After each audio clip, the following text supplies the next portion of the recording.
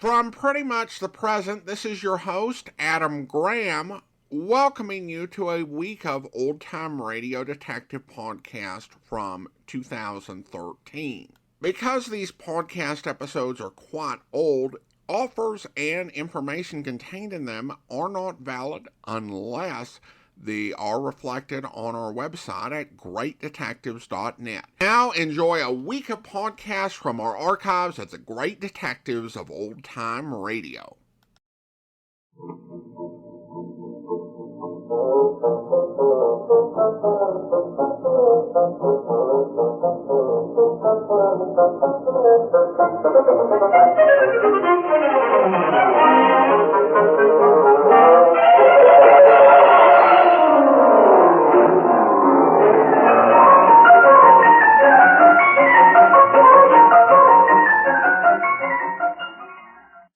Welcome to the Great Detectives of Old Time Radio. From Boise, Idaho, this is your host, Adam Graham. If you have a comment, email it to me, box13 at greatdetectives.net. Follow us on Twitter at Radio Detectives and become one of our friends on Facebook. Facebook.com/Radio Detectives. Before we do get started, I want to encourage you to, when you're making your travel plans, remember to go to JohnnyDollarAir.com when you start searching for travel reservations.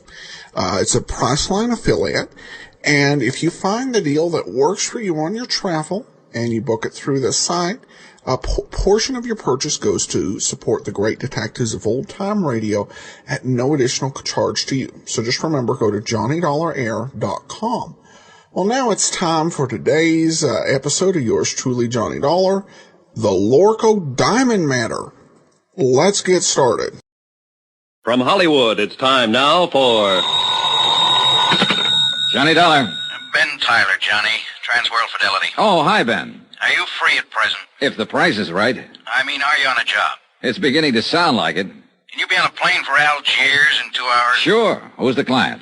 Lorko Limited, Amsterdam. You know, they're the... Diamond Cutters, an old firm, big-time deals all over the world. Check. What happened? Oh, one of their couriers just dropped dead in the Algiers airport. Oh, too bad. He was carrying a briefcase with $100,000 worth of set stones. Top-grade diamonds. Don't tell me, Ben. Let me guess. That's right, Johnny. The briefcase is missing.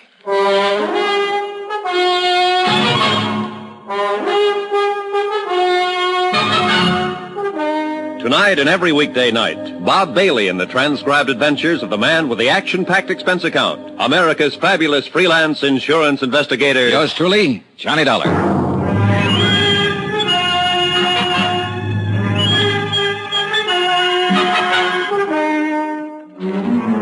Expense account submitted by Special Investigator Johnny Dollar to the Home Office, Transworld Fidelity Company, Hartford, Connecticut.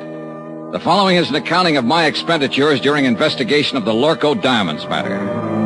Item 1, $324.60, transportation. A routine plane flight to North Africa and the city of Algiers.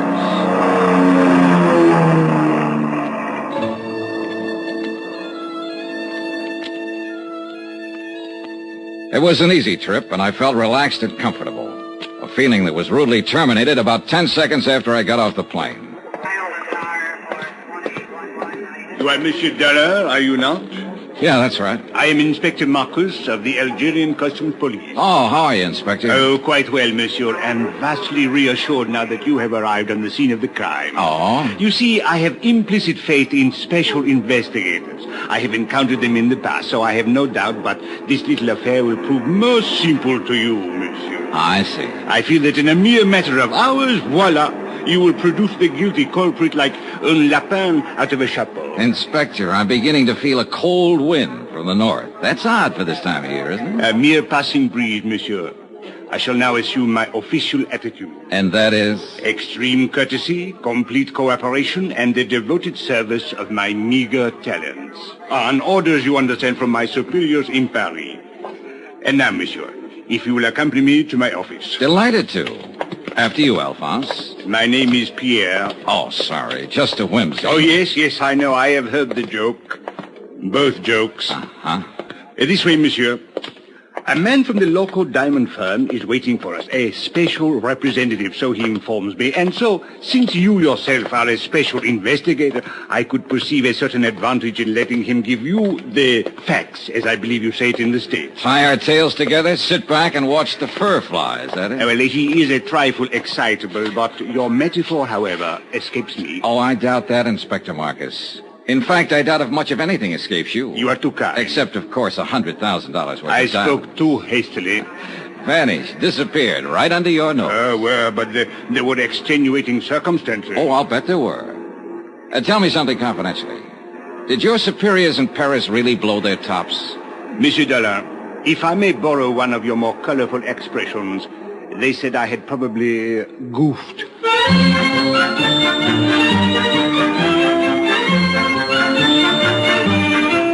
I'd met that same attitude before with local officials. To them, sending in an outsider implied they couldn't do the job themselves. And Inspector Marcus was on an even hotter spot. The air terminal was a port of entry to Algeria, under his jurisdiction, customs police. As he said, he'd goofed. Maybe. It is a matter which hath entire past all apprehension. But he was right on I one know that thing. in London Hans this thing does Zeindorf, not have happened. the Lorko In representative, Paris, too, it was does not a have trifle happened. excitable. In Amsterdam, it is unthinkable such thing have happened like this. Even in your New York, mein Herr Dollar, it cannot have happened. But here, in Algiers... It have happened. Yeah, this beautiful diamond gone. All gone. It's like barbarians. This Africa is no place for diamonds. Maybe you ought to tell him that in Kimberley. It's differently there. It's entire different. All right, Mr. Zeindorf. Suppose you tell me just what happened. Who can know, mein Herr? 15 years, this courier has worked for Lorko Company. We are think he is trustworthy. Entire trustworthy. Well, even a trustworthy man can die of heart failure. But he has never had this heart failing before. All right, but... Perhaps it would be better if I were to, with your permission, of course, Monsieur Zeindorf. Yeah, you tell. I am not talk this English much good. Precisely. These are the facts, Monsieur Dollar. The Lorko courier, a man named Paul Gruber, arrived on the plane from Amsterdam yesterday morning. Yeah. Did you know he was arriving? I did not know, but the point is a very clever one. So, a short while before landing, Monsieur Gruber was taken suddenly ill. A doctor met the plane, and the stricken man was removed by stretcher and taken to the emergency clinic. In 20 minutes, monsieur, he was dead. Diagnosis, heart failure. Mais c'est la vie. Was there an autopsy, Inspector? Another excellent point, Monsieur Dollar. Thank you. Do not mention it. An autopsy is being performed this afternoon. Good. So the courier died. And then the briefcase? It was delivered along with his other personal effects unopened to the customs property agent here at the airport. And his name, the property agent? André Jourdain. He was very busy at the moment, left the briefcase lying on his desk, intending at the first opportunity to register and place it in the vault. But the opportunity didn't come, is that it? Precisely. Only a few minutes later, I heard a gunshot. Monsieur, he was lying on the floor in a pool of blood. He had been struck on the head. The briefcase was gone. All gone. This beautiful diamond gone entire. Yeah. When did you find out what was in the briefcase, Inspector? Almost 2 hours later. I radioed the Lorko firm in Amsterdam, informing them of the death of their employee. They replied immediately and stated that the briefcase contained $100,000 worth of diamond set pieces. Works of art. Beautiful. One brooch, one necklace, 2 bracelets. Precisely. Yes. The jury was being flown here on approval for examination by a prospective buyer. Name of the buyer? The Countess Maria de Tolia.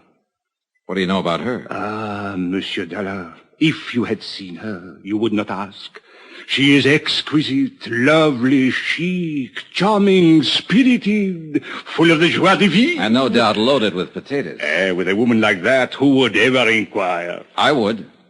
Since it looks as though she might be the only person in Algiers who knew that $100,000 worth of jewelry was coming in on that plane. May we. But she could not have known that the courier was going to drop dead in the airport.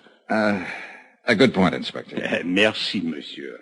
What about that property agent, André Jourdain? Any chance of talking to him? But of course, if he is yet able to talk. Then I guess I'll... Talking is not enough, mein Relax, Herr. Mr. Zeindorf. You're covered by insurance. Insurances is money. It's not my diamonds. Oh, well, if you don't want the money, you can always waive your claim. Wait, mein Herr Dollar, are you think that I am crazily, that I am entire crazily?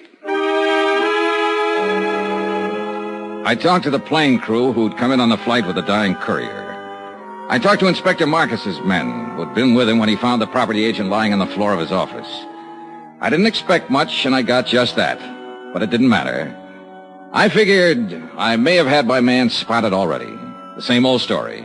An ambitious and underpaid government agent opening a briefcase to register its contents and seeing the diamonds there for the taking. Hiding them quickly, then a fake slugging and firing a gun at a non-existent thief. Yeah, an old story. Expense account item 2, $3.40. Transportation into town and taxi fare to the Hospital of Our Lady of Sorrows. Inspector Marcus had phoned ahead to authorize my visit. One of the sisters led me down the corridor to the door of Andre Jardin's room. She motioned silently and then turned away. I stepped inside and closed the door. Monsieur? You're Andre Jardin? Mais oui, but yes. What do you want? My name is Johnny Dollar. I'm an insurance investigator. My company is the underwriter on the Lorko diamonds. Why have you come here? Well, to ask a couple of questions. Of course, if you'd like to consult an attorney before... I have nothing to conceal, monsieur. What do you wish to know? Just exactly what happened when that briefcase disappeared. I have told it already to Inspector Marcus. Yes, I know. So now would you mind telling it to me? But there is no... Bien. I was working at the files when someone entered my office. I turned around and saw a man standing there, pointing a gun at me. Ever seen it before? No, monsieur. What did he look like? Well, he was quite tall. Heavyset? No, very thin, tall and thin. European, I believe. All right. What did he do? He ordered me to turn around, stepped up behind me, struck me with the gun. I fell against my desk. He grabbed the briefcase and ran to the door. You were still conscious? Oui, monsieur, but in terrible pain. I fumbled for my gun in the drawer of the desk and fired one shot. It is all I can remember. Uh-huh. You hadn't by any chance opened that briefcase? I had been too busy. And you didn't know what was in it? Not until they told me today. Andre, I wonder if you'd mind if I lifted a corner of that bandage and took a look at that wound on your head. If you are careful, it is very painful. Oh, sure, I'll be careful. Lie still now, please. It'll just take a second. I'll lift this edge and... I think I am lucky to be alive. Yeah, very lucky. Okay, thanks. It is nothing. Andre, do you happen to know the Countess d'Atalia? The Countess? Oh, monsieur, she is unquestionably... Yeah, I know. She's lovely, exquisite, charming, chic. Well, thanks for your cooperation, Andre. A pleasure, Monsieur Dollar. Take care of that head. It's the only one you've got. Oh, you Americans are so whimsical. Oh, yeah, we're all crazily, entire crazily. My pet theory was starting to limp. That slugging wasn't phony. It had taken 14 stitches to close the cut in Andre's head. Whoever hit him hadn't been kidding. They meant it for keeps. I walked down the corridor and stood waiting for the elevator, thinking it over, trying to figure it out.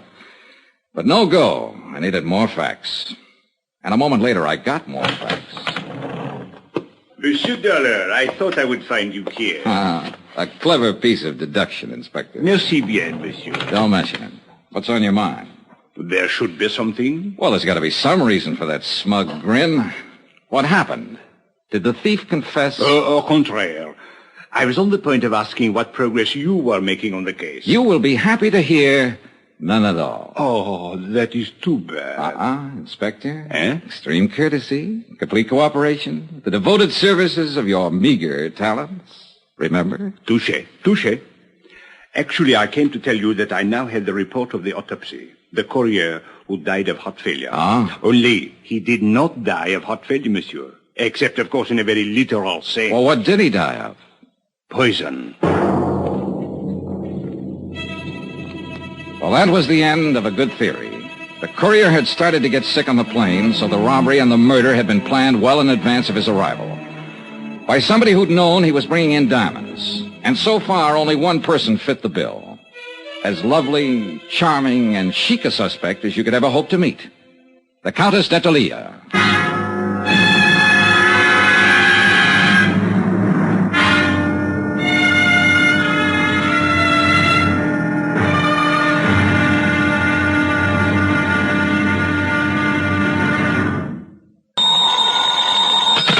Johnny Dollar. This is the Countess d'Italia. Oh, yes. My maid tells me that you were trying to reach me by telephone. That's right, Countess. I want to talk to you. Where are you now? Well, at my residence, of course. Did you think I might come running immediately to your hotel, Mr. Dollar? Not after hearing your description. I'm seldom that lucky. What is it exactly that you wish to talk about? $100,000 worth of diamonds and a dead man. I'm a special investigator. I know who you are. I investigate before I call you. Wow. Not only beautiful, but clever. This ought to be interesting. I'm afraid I don't entirely understand your flippancy. Then suppose I come over and explain it to you. Say around 8 o'clock? I'll make a definite effort to be here. You know something, Countess? I think it's about time somebody built a small fire right under that lovely little complacency of yours. I'll be there at 8 with matches.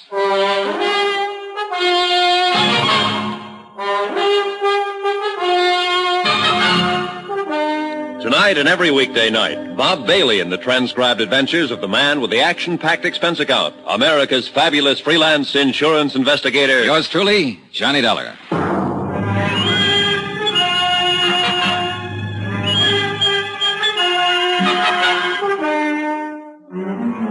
From Special Investigator Johnny Dollar, location Algiers, North Africa, to the Home Office, Transworld Fidelity Company, Hartford, Connecticut.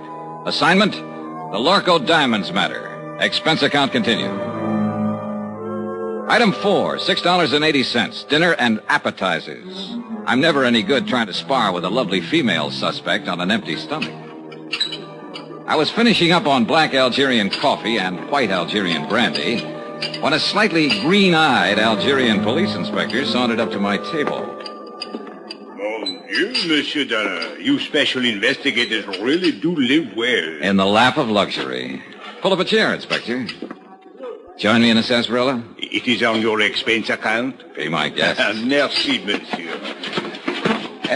Bon, my favorite brand. Help yourself. Merci. Anything new? Nothing at all. A complete impasse. Allez, votre santé. Mm-hmm. What about the man who sat next to that courier on the plane? Find out anything about him? I'm still working on it, which is to say, of course, my men are working on it.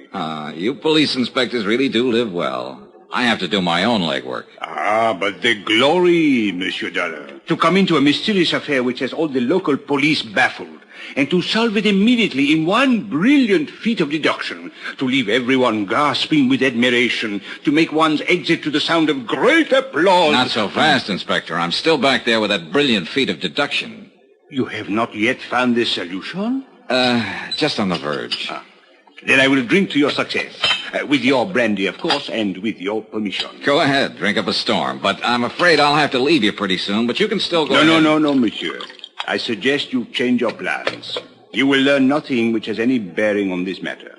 Which plan do you mean? That of questioning the Countess d'Italia. Now, who found that out? As a matter of fact, she phoned me and inquired about you. Oh, so that's how she investigated me. Went straight to headquarters. Mais oui. Remarkable woman. Talented, beautiful. Et cetera, and so on. And along with it, it's 9 to 1. She's in it right up to her pretty neck. No. She's really not the type. This is an excellent brandy, monsieur. An Algerian brand, I notice. All right, Inspector. Let's bypass the byplay and lay him out face up. I think I prefer it to cognac. I don't know how she does it, but she's got you hypnotized. Just mention of her name and you go into a tailspin, every cockeyed one of you. Exquisite. Lovely. Maybe so, but in my book, she's a real suspect. Elucidate, monsieur. Well, it's simple enough.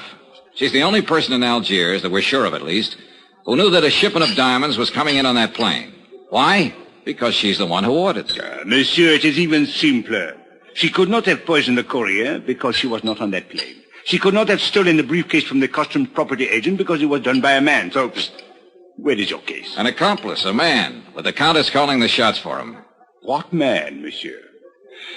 Well, you got a good point there. Merci bien, monsieur. Don't mention it. But from the influence she seems to have, it might be any man in Algiers. Inspector, it wasn't you by any chance? You raise a very interesting point. Now, suppose the Countess should ask me to kill someone for her. I wonder what I would do.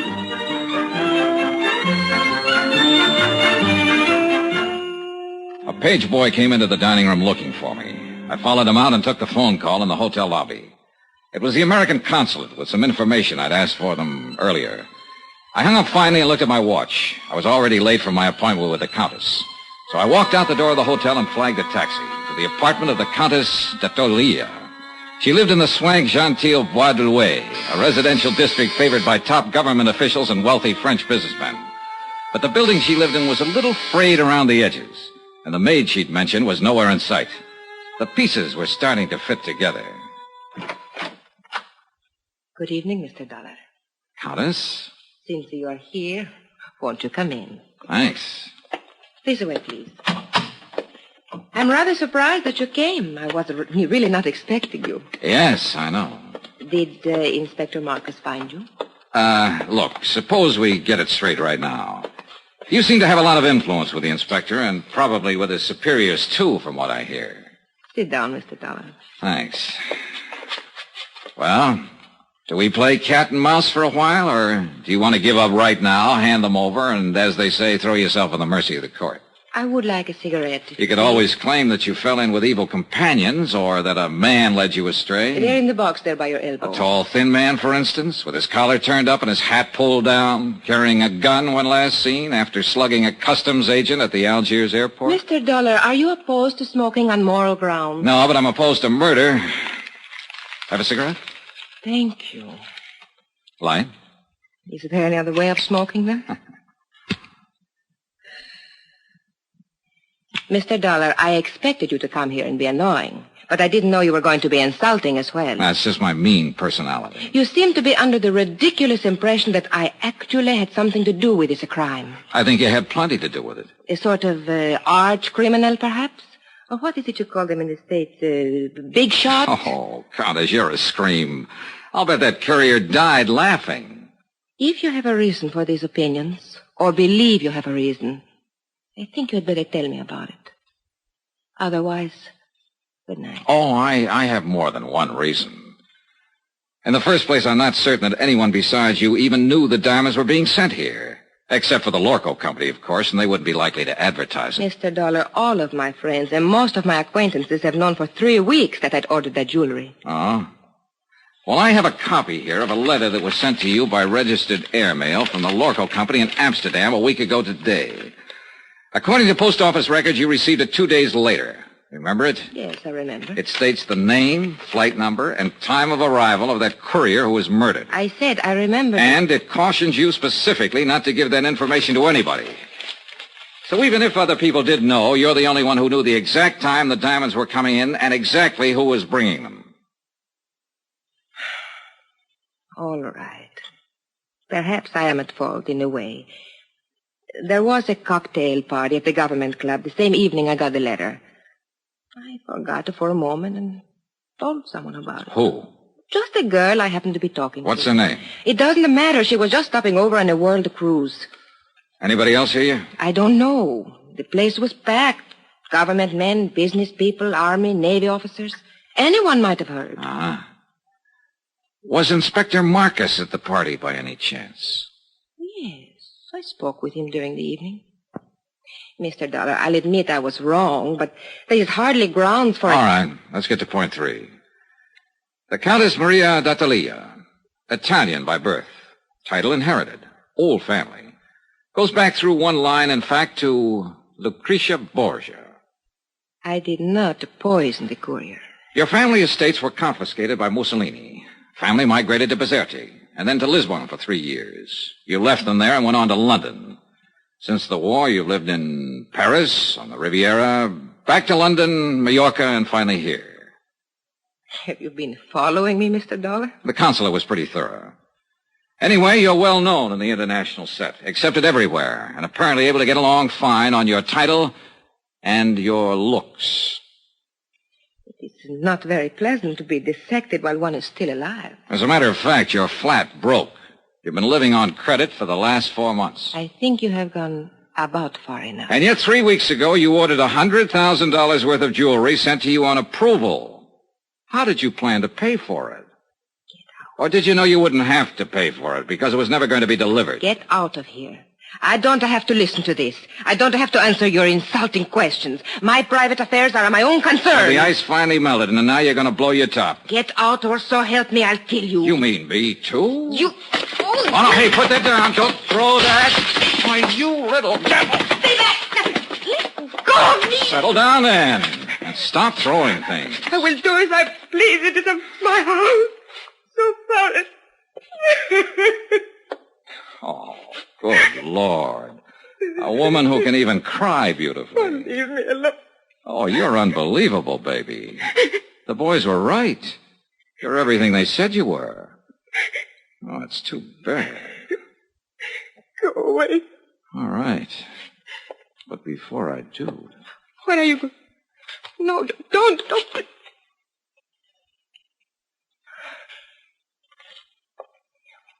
Why did you kiss me? Oh, it beats me. Just call it a sudden impulse. Then you have changed your mind? You don't really think I'm guilty? Oh, honey, I still think you're in this up to your ears. And I'll still bring you to trial if I can. And I still want to kiss you. You figure it out.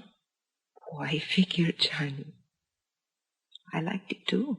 Oh, you ought to be locked up. If for no other reason, just to protect the guys who... What is it, Johnny?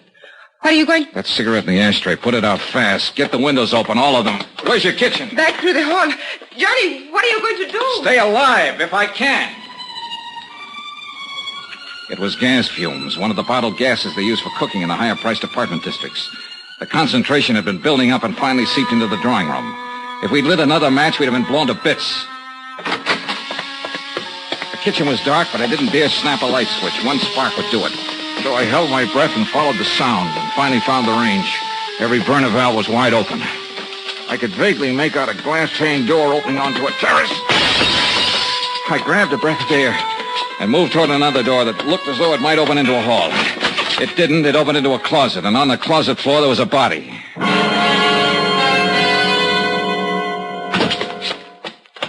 What happened, Johnny? Why did you go... Johnny, who's that? He's a man from the Lorko company. Name is Zeindorf. Zeindorf? But where did you find him? Out there on the floor of a closet. Why? What was he doing here? You tell me. I don't understand it. He has no business here. What is wrong with him, Johnny? Well, right at the moment, he seems to be a little bit dead.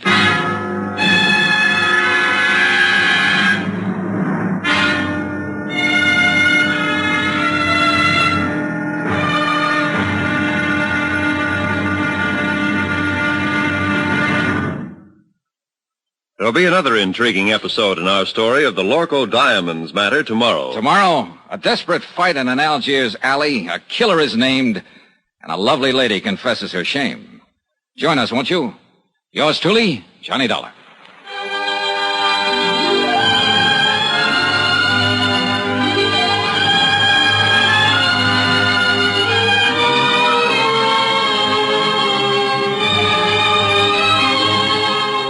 Yours truly, Johnny Dollar, starring Bob Bailey, is transcribed in Hollywood. Written by Les Crutchfield, it is produced and directed by Jack Johnstone. Be sure to join us tomorrow night, same time and station, for the next exciting episode of Yours truly, Johnny Dollar. Roy Rowan speaking.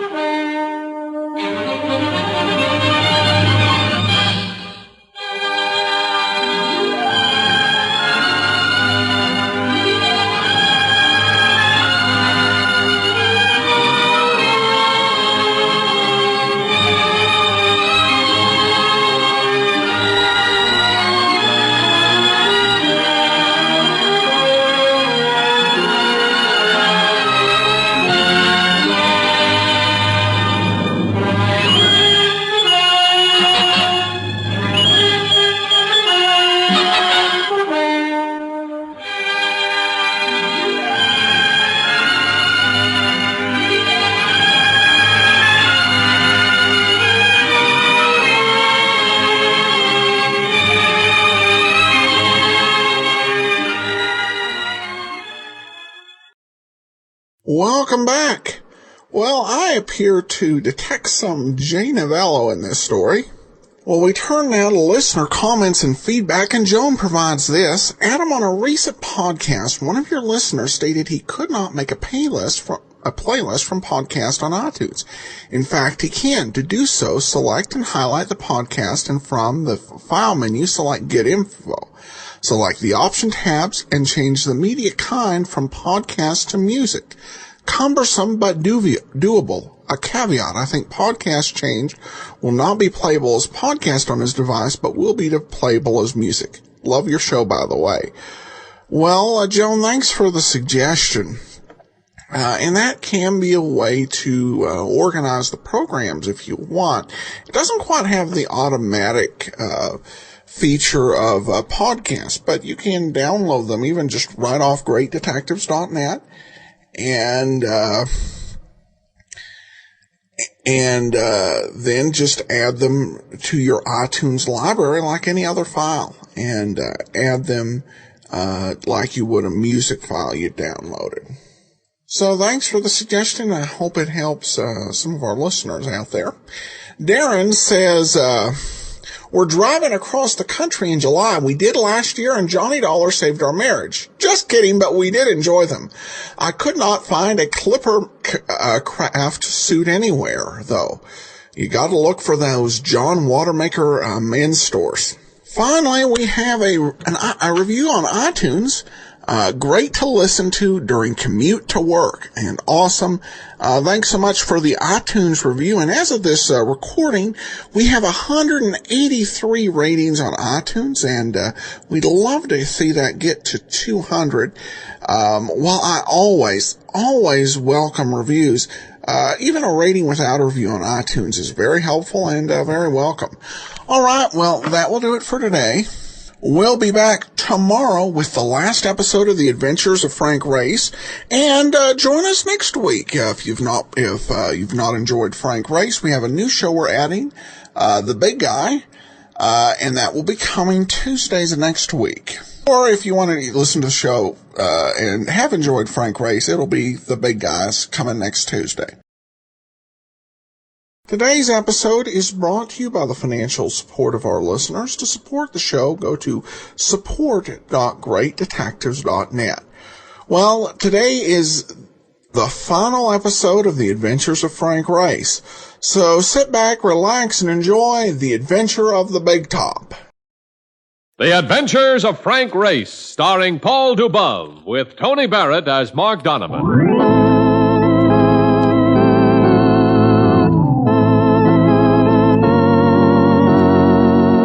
The war changed many things, the face of the earth and the people on it.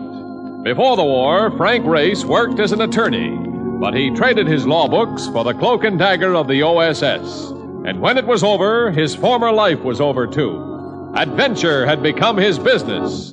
The Adventures of Frank Race.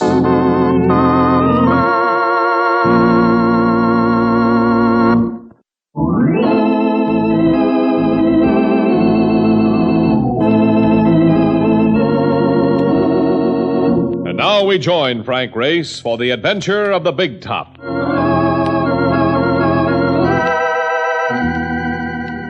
The words Florida and winter never seem to make sense when you put them together.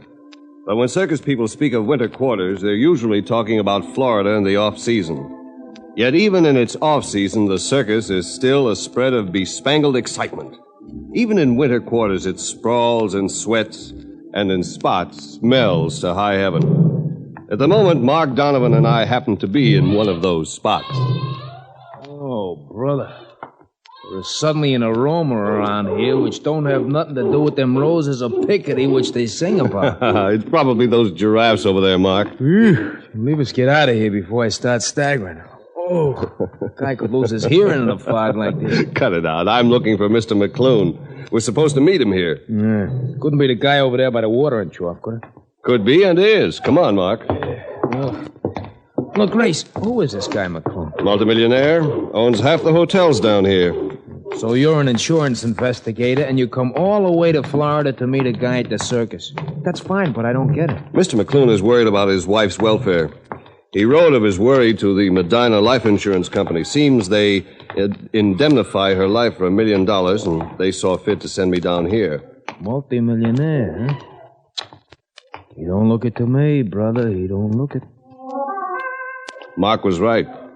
Phineas J. McClune looked about as tycoonish as the second base of an off-pitch choral group.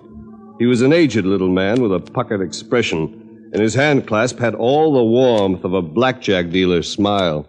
I suppose you're wondering why I suggested this as a meeting place, Mr. Race. Because I don't wish my wife to know about you. And since the circus seems to be so much in the picture, it was only natural that we meet here. Don't you think? I may think so, Mr. McClune, in a minute. Yeah, do you know my wife, Mr. Race? Only through the newspapers. She's quite a social leader. Oh, a great social leader. One of the first ladies of our adopted state. And that's just why I can't understand all this. All what, Mr. McClune? Well, these circus ruffians threatening her. Is that your problem? Of course, it could be caused by her attitude. She's not in favor of circuses. She firmly believes they have a disturbing influence on the younger generation. A very disturbing influence. Oh, now, wait a minute. That's a lot of malarkey. Circus never hurt no kid I ever knew. Why, the circus is as important to a kid as Christmas or the 4th of July. Yes, well, you may be right. Who are you, by the way? My assistant, Mr. Donovan. Oh, yeah. Oh, of course. Well, you may be quite right, Mr. Lundigan. No, Donovan. Oh, of course. Yeah. But my wife... Well, a number of circus people have appeared at our home of late, and Mrs. McClune always seems to have to argue with them to get them to leave. And I want you to look into it, Mr. Race. Well, then I'd better have a chance to talk to her, don't you think? You believe that's necessary? Seems so to me. Well, if you think you need to, she's a very dominant woman. Very dominant. But, well, very well, Mr. Race. If you'll come to my home this evening, say about 7. That's fine. Very well, then, Mr. Race. I shall be expecting you. Oh, and you too, Mr. Demijohn. What? Your odd name, that, isn't it? Are there many more of you? Yeah, they tell me quite a few, Mr. McClune, quite a few. Really? Well, let's strength in numbers, isn't there? Good day, gentlemen. I shall see you this evening. Hey, Race. Yes, Mark? Look, don't Demi have a meaning of some kind? Yes, it means half. Oh, that's ridiculous. How could I be half John? That old guy sounds cracked to me. He seems rather eccentric, all right. Hey, he couldn't have been kidding me, could he? I don't think he meant to, Mark. I wish I was sure. I certainly wish I was sure. Mark and I didn't leave right away. There was nostalgia there for both of us. So we did some more prowling around, going from the animal section into a tent where aerialists worked aloft and clowns cavorted in the sawdust, perfecting routines for the opening of the tour only a week or so away. And it was while we watched that Mark nudged me. We are being given the big double O, chum. Maybe we ain't welcome around here. Where? Them two over there. The clown, the other guy. Here they come now. And they ain't all smiles. There's no reason for trouble, Mark. Take it easy. Hey, you! Yeah, what do you have? What are you doing around here? Who are you? Oh, just a couple of tourists. Who are you? Get this dude, Ben. He wants to know who we are. Yeah, comic. You heard the question, Rube. What are you doing around here? No harm. We've just been taking in the sights. Taking in the sights, huh? Come on with us. What for? Just because we say so, that's all. You guys call me a comic. You want to know something, fellas? Look, to back up that chatter, you're going to need reinforcements. They're asking for a lesson, Ben. Yeah, especially the Gabby one. And school starts with this. That's called beating a guy to the punch, Ben, and now you got sawdust on the back of your lap. Yeah, well, we'll see how long you last. Hey, Race, here come the reinforcements. Time to duck. We ducked, only to find it a lost cause. There were too many of them coming from too many directions. We gave up dodging, tried breaking through. But I knew it was going to be like an off-tackle smash going sour, and it was. Oh!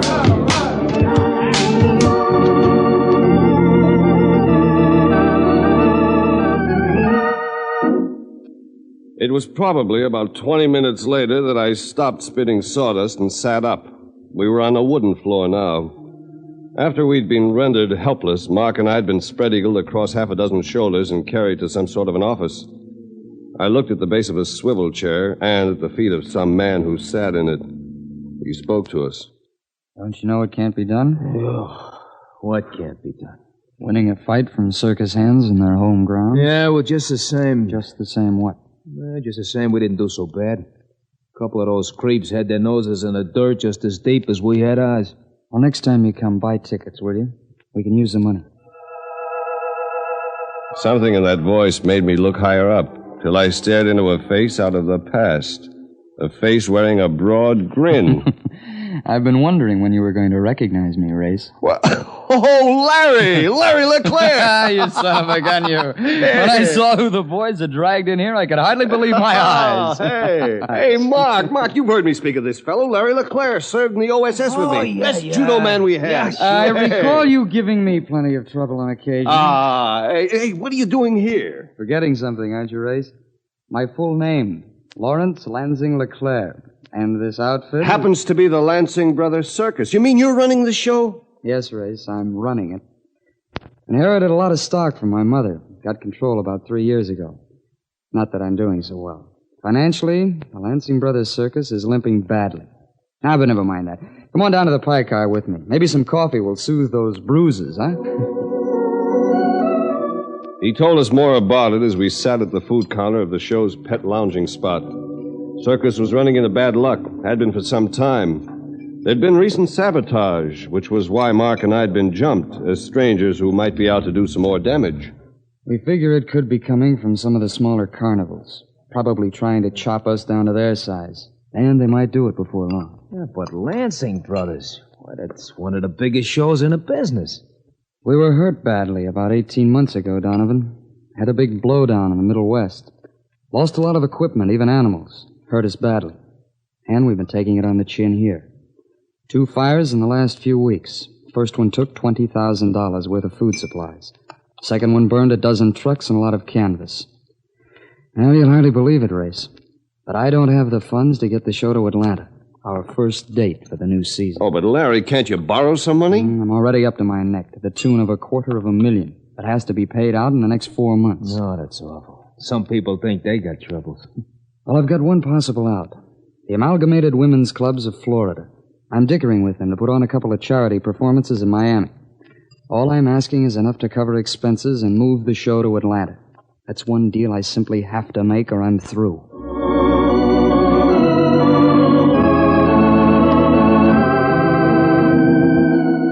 At 7 o'clock that evening, Mark and I presented ourselves at the door to the McClune Mansion. A facade that could have straddled a 20th Century Limited. And Mrs. McClune matched her home. Wearing a hat like an inverted kettle drum, she swept in just after we got there, eyeing us with the gaze of a jaundiced macaw. She took over at once, backing her husband into a nearby corner. What's going on here? Have you been making some more of your peculiar friendships, Phineas? No, my dear. It's just that I've been worrying about those thugs who've been looking around the house lately. So I called in an investigator. Phineas, I have never heard of anything so ridiculous. No, my dear. I was only thinking of your safety. For safety, he says. That dame could handle a platoon of Marines. What's that? Just passing the time of day, lady. That's it. I don't care for whispering in my own home, young man. Did you say these were investigators, Phineas? And you talk about thugs infesting the place? Well, this whispering fellow has one of the most unprepossessing faces I have ever seen. No. Take it easy, lady. With a puss like yours, you got no call to go around dispossessing other people's faces. Mrs. McClune, your husband seems to think you're threatened with some sort of danger. Well, who on earth would threaten me? Yeah, I think you made a point. Don't be impudent, young man. Mr. McClune, this afternoon you said you felt Mrs. McClune was in danger of being harassed by circus people. Do you mind telling us why you believe that? No, I don't mind at all, Mr. Ray. The other day, when I came home, I saw a man performing somersaults on the lawn. And when I asked him what he was doing, he said he was an acrobat with a circus. It's logical. Now, while we were talking, another man came from around the other side of the house and joined him. And when I asked them what they wanted, they said they were here to see my wife. Now, I ask you, gentlemen. And you, my dear. And just because of that... Oh, well, Phineas, you're an idiot. Yes, my dear. My husband, you see, is very imaginative. But, my dear... I won't hear any more about it. I am accepting the presidency of the Amalgamated Women's Club tomorrow, and I intend to be fresh and ready for the inaugural speech. Good evening, Phineas. Hey, wait. And now, what do you want? Look, lady, did you say you was going to be president of all the dames clubs in the state? Oh, that's a thoroughly crude way of putting it, but the answer is yes. Hey, you hear that, Race? Listen, lady, look, we got a pal in trouble, and you could do him an awful big favor. I am not interested in doing favors for anyone. Yeah, but look, this boy is a president, too. President of the Lansing Brothers Circus. And all he wants is to do a benefit for you frails down in Miami. Young man, I detest circuses. Oh, you're kidding. They're a disturbing influence on the younger generation, a thoroughly disturbing influence. That's a lot of malarkey. The circus never hurt no kid I ever knew. Young man, if you're trying to argue with me, you may as well save your breath. And you can tell your circus president that the Amalgamated Women's Club have no intention of patronizing any circus in any way or for any reason. Good night.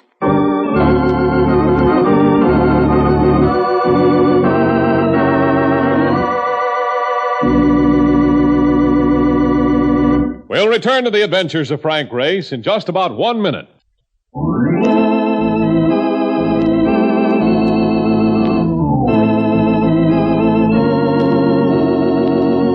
And now, back to the adventures of Frank Race. Delivering bad news to people is not one of my favorite pastimes.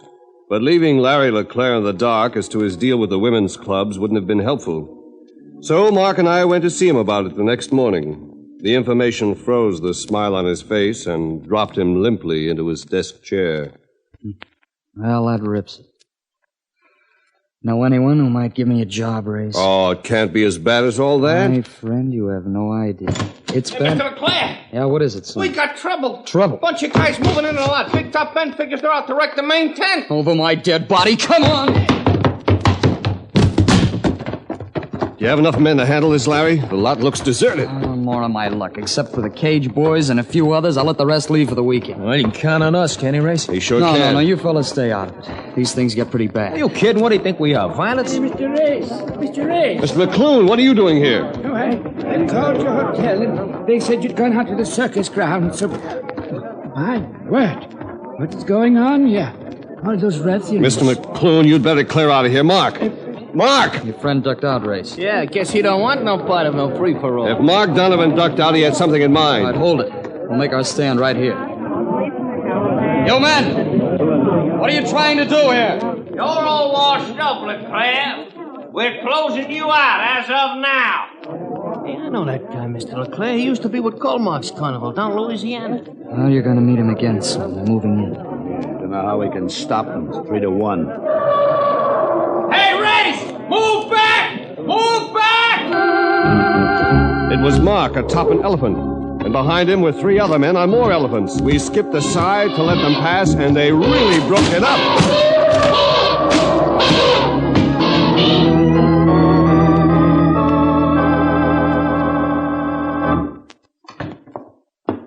Well, I'd feel a lot happier about winning that skirmish if it weren't for old man McClune getting hurt. How is he, Race? Still unconscious. You mind if I use this phone, Larry? No, go ahead. That gang off the lot? Every last one of them. Donovan, you really turned the trick with those elephants. Just like hiding a bulldozer, even better. McClune residence? Mrs. McClune, please. Frank Race calling. Hey, Race, how was the old man hurt? I imagine he fell trying to get out of the way.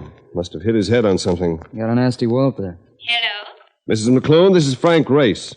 I'm calling from the Lansing Brothers Circus lot.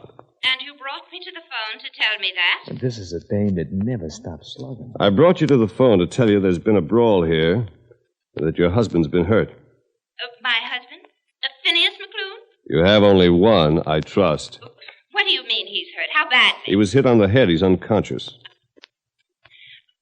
Where is he? Where do you have him? We're on the circus lot. Well, I understand that, but where on the lot? We have him in the pie car. Well, don't move him. Don't let anyone else move him. I should be right there. Well, Race? Larry, that clown of yours, the one called Slim. Yeah, what about him? He said he knew one of those fellows who made the attack. That's right. Slim did say that. Your publicity man, does he happen to be on the lot? That's Charlie Rowland. No, he's in New York. But his assistant's here, Gil Prentice. Good, I'd like to see him right now. And then I'd like to talk to Slim about the fellow he recognized. Maybe I can give you a helping hand with your troubles.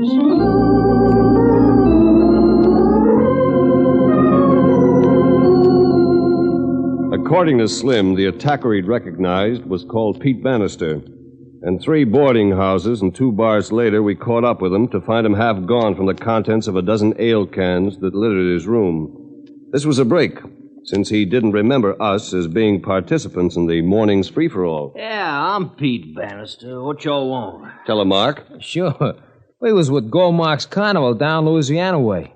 We heard that you used to be one of the gang. Oh, I certainly did. Oh, so you men were with Goldmark, were you? Yeah. That's a great outfit. A great outfit. Sit down here. Sit down. Any Goldmark boys are friends of mine, you know. I wish I had something to offer you fellas in the way of a drink. No, don't worry about that, pal. I took a deep breath when I first come in, and I picked up a glow that should last me for hours. No. Yeah. You fellas are all right, you know. You sure are. Fine. When'd y'all blow in? Yeah, just now. And we heard that you could put us next to something good. Something with lots of dough, you know, not much labor. Well, now, can you handle yourself? In a fight, I mean. Would we have been with Goldmark if we couldn't handle ourselves? No, ain't that the truth? Yeah. Look, how about the deal, huh? Oh? The deal. Oh, sure. I'll tell you where you can latch on to something real good. Huh? A little excitement, a little nice money for it. Here's the address and the name of the party. Hey, how you doing, Pete? Oh, hi, boy, just in time. I thought I'd drop over there. Hey, when did you take up with these guys? There's a couple of boys used to be with Goldmark. Yeah, like Fat used to be with Goldmark. These turkeys were with a Lansing outfit this morning fighting on their side. Come on, Mark, I believe we better... Wait a minute. You rubes ain't going nowhere. The man's got a gun, Race. Yes, he has, hasn't he? Which means we'll probably have to resort to violence. Yeah, you ain't resorting to nothing. I'll back up both of you, say. Timber! That's all for you, lad! Come on, let's go, Race. Come on.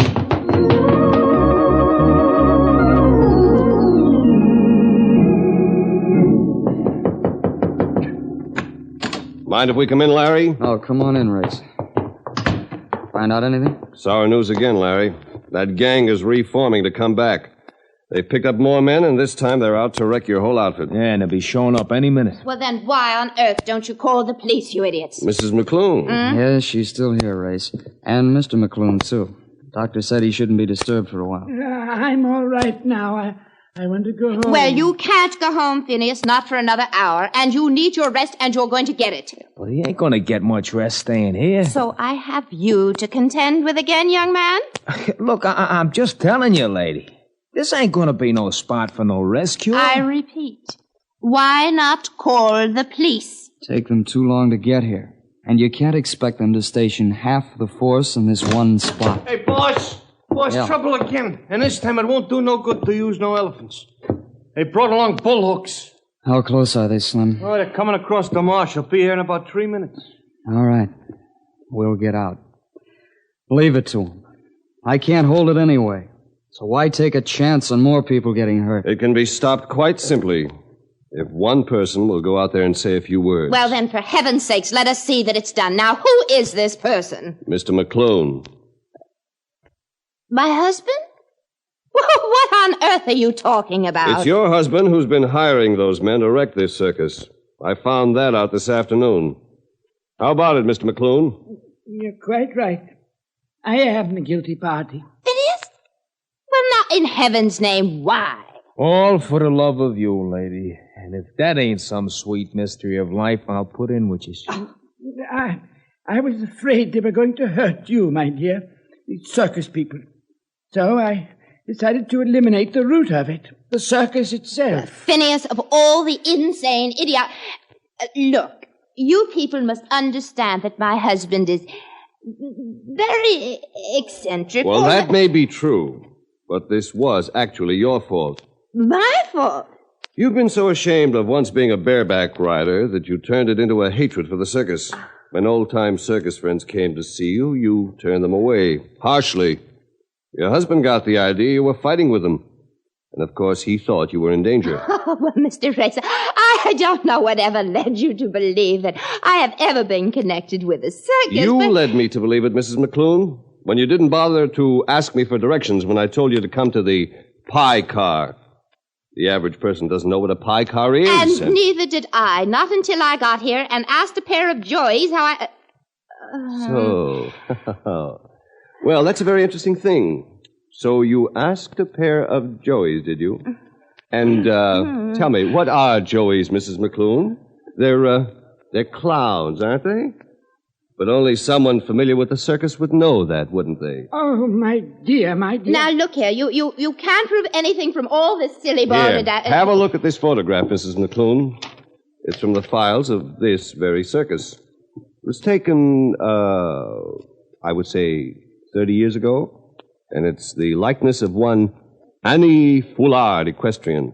And since your name happens to be Anastasia Foulard McClune, the newspapers could make quite a splash out of that, don't you think? I don't Now, are you going to ask your husband to get rid of that mob out there? I shall take care of it. I shall take care of it at once.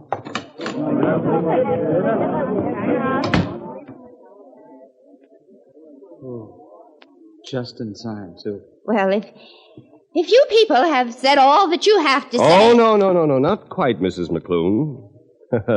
Anastasia Foulard McClune. There's still a little matter of the Amalgamated Women's Clubs of Florida commissioning Mr. LeClaire to take this circus to Miami. Well, very well. I shall see to it that the necessary arrangements are made in the next few days. Hey, that's wonderful. Mrs. McClune. Well, now what? The next time those old circus friends visit you, I wouldn't run them off with harsh words. You might find a lot of happiness in getting together with them. And I think you could do yourself another psychological good turn if you organized a social equestrian group to appear for those charity shows in Miami, with you as star. Me? Oh, riding again? Might be a good idea, don't you think? Oh, well, perhaps you are right. Yes, perhaps you are right. Yeah, and lady, look, if you really want to get the crowds in, do me a favor, do your acting tights, huh? With that shape, you're a cinch to fill every seat in the tent.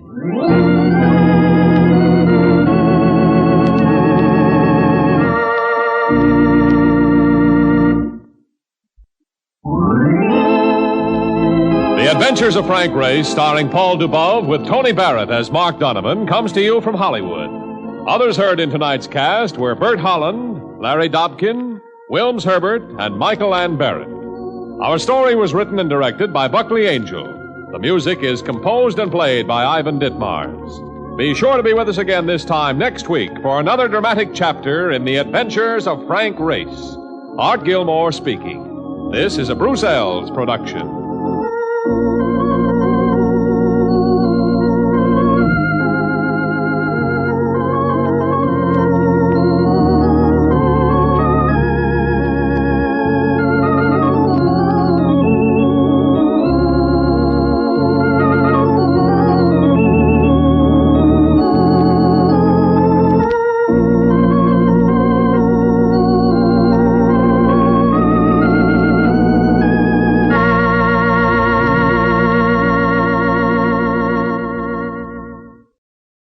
Welcome back. A great finale, and nobody died. Always a positive.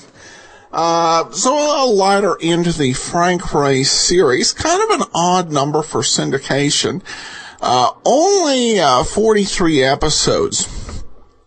Usually the standard length of these syndicated series will be divisible by 13. 13, 26, 52, 39 in a couple of cases. But what we end up with here is just 43. So, hope you enjoyed it. For my part, I tended to enjoy the Tom Collins podcast more, but this one I thought was a nice wrap up here. So, next week we'll bring you The Big Guy, starring Henry Calvin.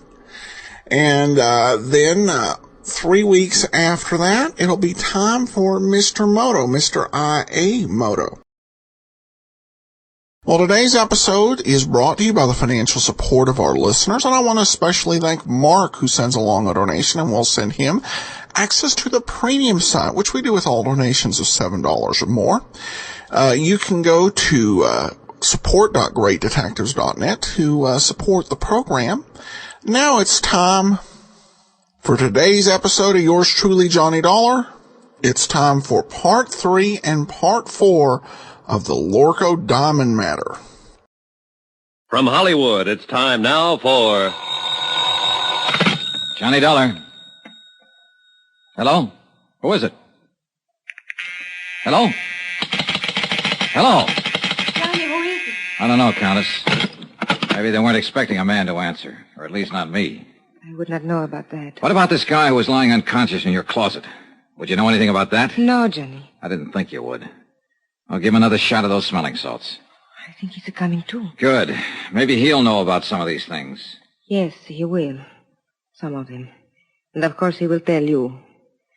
I was hoping it would not be brought out. I did not want you to know. Murder is usually brought out sooner or later. Not murder, Johnny. It is not that simple.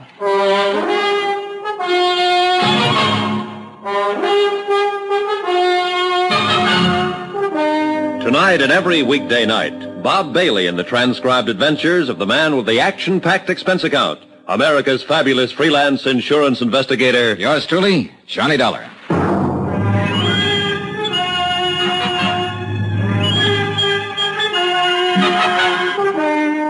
From Special Investigator Johnny Dollar, location Algiers, North Africa, to the Home Office, Transworld Fidelity Company, Hartford, Connecticut.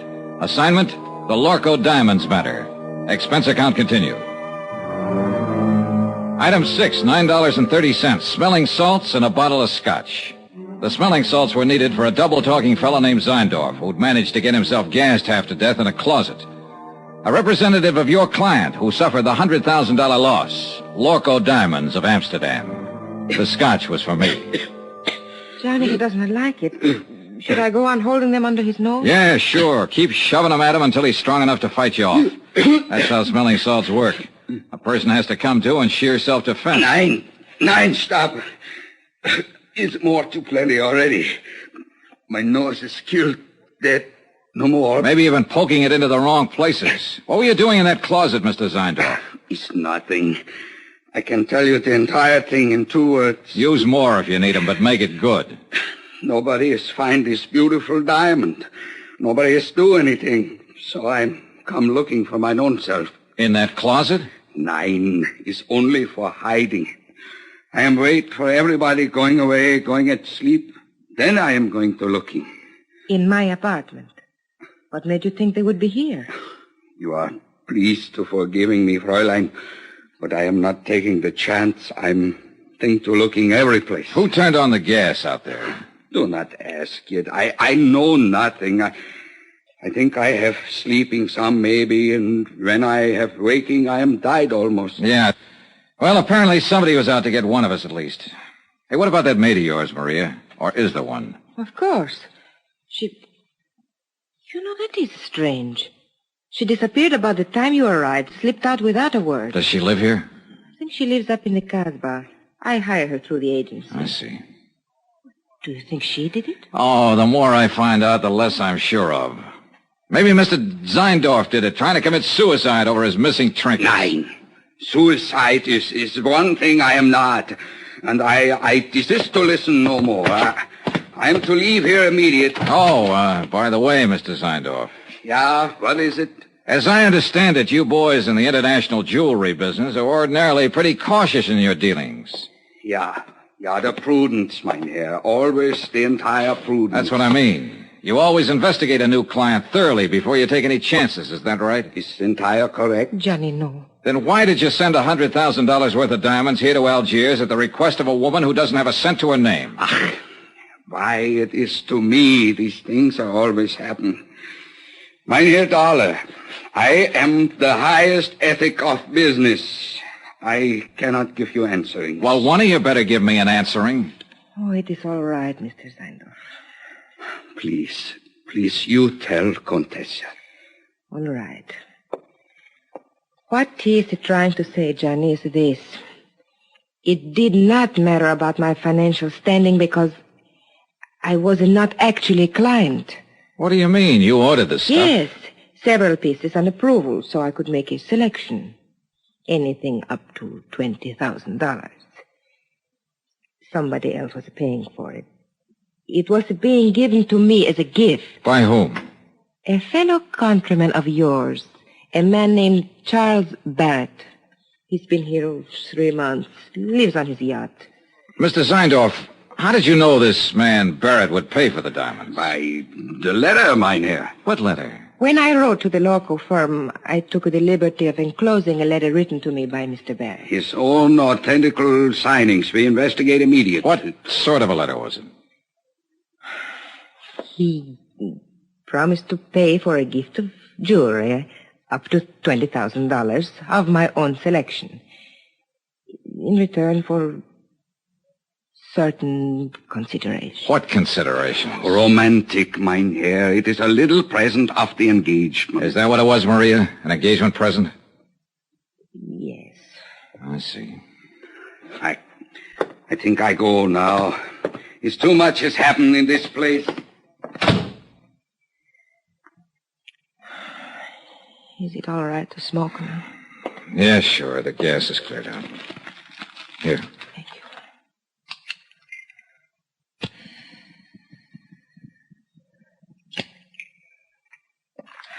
you. I wish you hadn't kissed me, Johnny.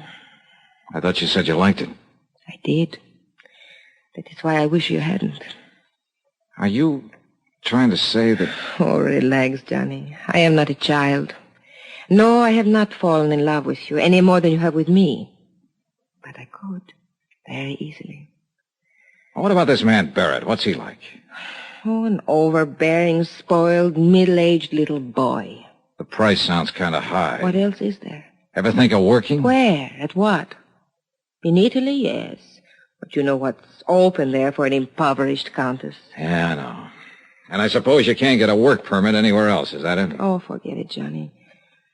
All I know how to do is be highly ornamental, say the right things to the right people, do the right things at the right time, and eat by stealing caviar at cocktail parties. You go hungry a lot that way. Yeah, I guess it's rough. Well, don't let it throw you, honey. You're not the first girl who married for money. What?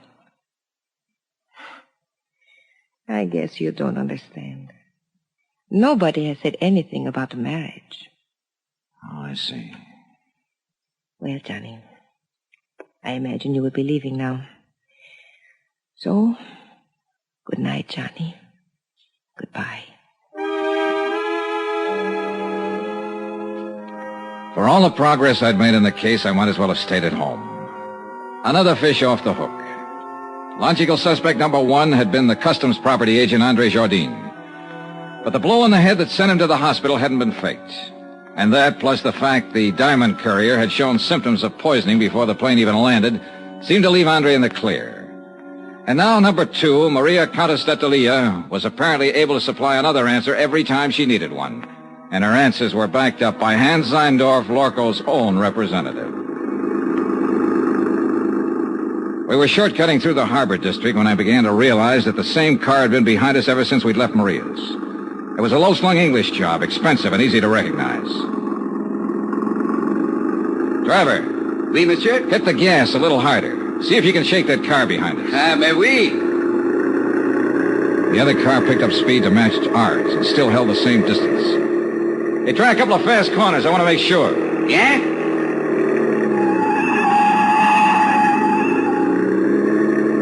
The next place where the street narrows down. Stop fast. Swing crosswise. Block off the road. I want to stop that guy and have a talk with him. Hey, you understand what I mean? Mais oui, monsieur. Just like in the movies. Yeah, well, something like that.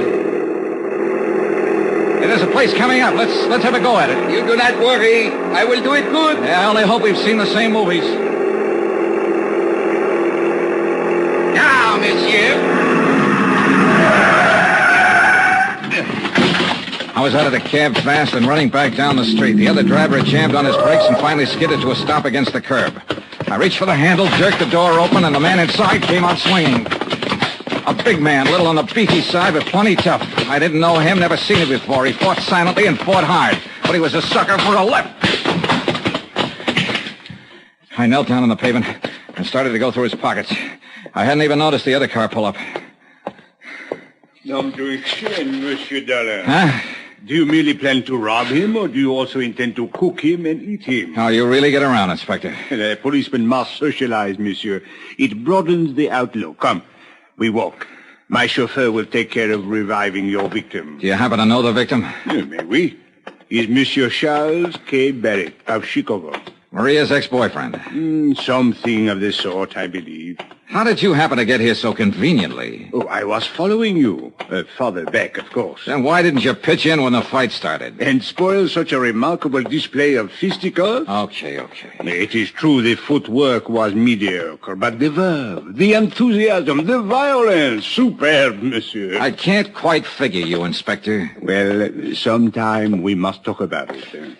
Monsieur, you will be most happy to know that we have identified the person who occupied the plane seat next to the Diamond Courier. Oh? They shared a bottle of wine during the flight.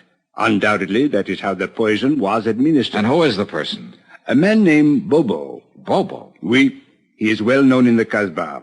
He is a thief, smuggler, dope peddler, and it is said he can be hired as a killer. Have you picked him up yet? Well, I have not tried to. Why not? Why not? Monsieur, in the Casbah, at the sight of a uniform, everyone vanishes, zzt, like rabbits in their holes. The Casbah, huh? Another thing. The property agent who was struck on the head, André Jardin, he has disappeared from the hospital. Disappeared? How? His window was open, the room was upset. It was very odd. Yeah. Well, look, Inspector, I think I'll get on back to the hotel and get some sleep. As you wish. Yeah, I'll talk to you tomorrow. Maybe. Oh, there is one more thing, Monsieur Dollar. Huh? I think perhaps I should warn you of something, in the event you should call again on the Countess. Warn me of what? Well, 2 days ago, I installed a dictaphone in her apartment.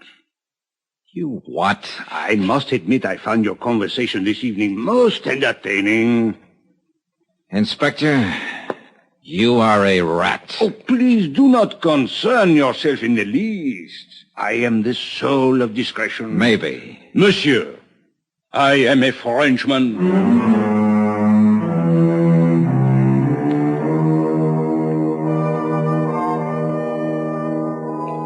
Twice tonight, the Casbah had been mentioned. A strange, mysterious native quarter on the steep hill behind the city. Maria had said her maid lived there. And now Bobo, who'd given poisoned wine to the Diamond Courier. I had an angle, and I had some ideas. The picture was finally starting to make sense. But I needed some more answers. And the trail led into the Casbah.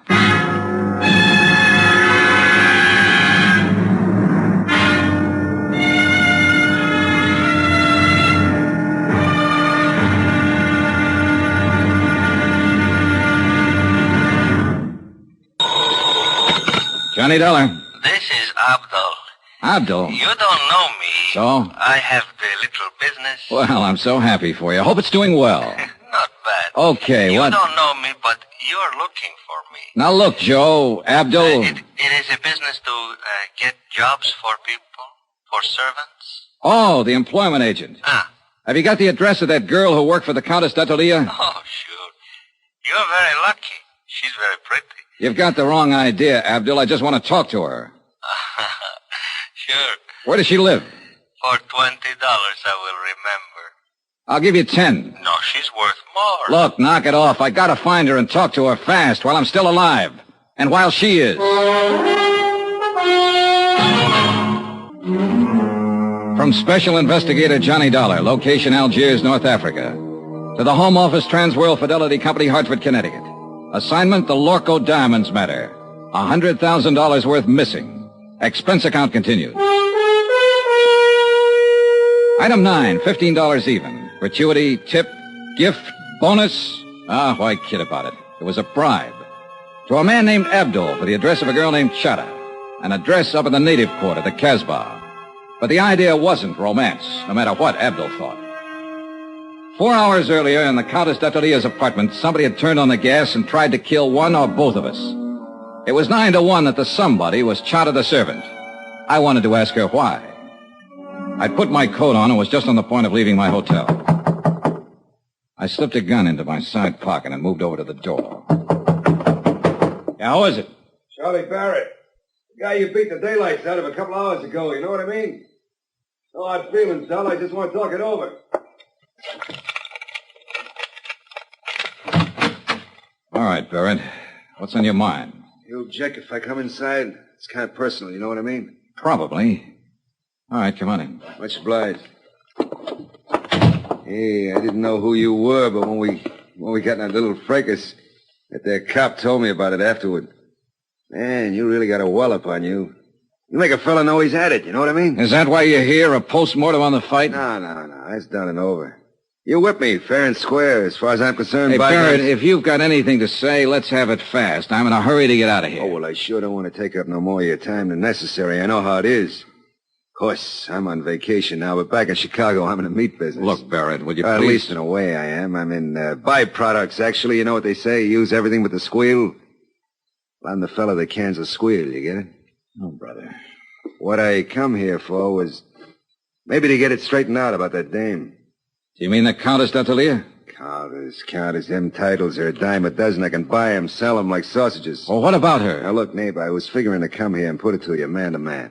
You know what I mean? I know what I'm beginning to think you mean. I figure when you seen my position, you'd want to do the square thing. Like anybody on the right side of the fence would. You with me, neighbor? You better drop that neighbor business. I've moved. Well, Dollar, the thing stacks up like this. Now, I already had my claim staked there before you even got in town. I got a lot of money invested in that dame. Barrett, so help me. I've been taking her around places, you know, feeding her, buying her, one thing and another. Why, I was even going to kick through for a 20-grand chunk of ice for her. Well, she and I had that fight last week. You what? That dame's got highfalutin ideas. What fight? What are you talking about? Well, I just put it to her, cold turkey. I told her she had to quit Jenny flipping around with all those other fellas. Or I just wasn't going to have nothing more to do with her. Well, that made her mad, you understand? She lit into me. Man, you ought to hear that dame talk when she's mad. You'd think hey, that look, she... when was this fight? Was it before the diamonds were sent here? Well, sure. Sure, I said if that's the way she was going to act, she could forget about them diamonds. Well, I ain't seen her since or talked to her, but I just can't seem to get her off my mind. Now, look, Dolly, you was in her apartment there for 2 hours and 40 minutes tonight, and I don't like it. It bothers me. Strictly business, Barrett. And I gotta get going. Now, wait a minute, Dollar. Just wait a minute. We still got something to settle here. Like I told you, I got Oh, money. Barrett, get out. Hey, you better hold your horses. I don't know if you know the name, C.K. Barrett, if that means anything to you. But I got influence back there in them United States. So it's the hard way, huh? Look, you just work for that company of yours. You're nothing but an employee. And if you think you can talk to me like you can to some of these foreigners, then here, now. Still a sucker for a left. Hello, room service. This is Johnny Dollar. Some drunk just wandered in here and passed out. Would you send up a couple of boys to drag it out in the hall?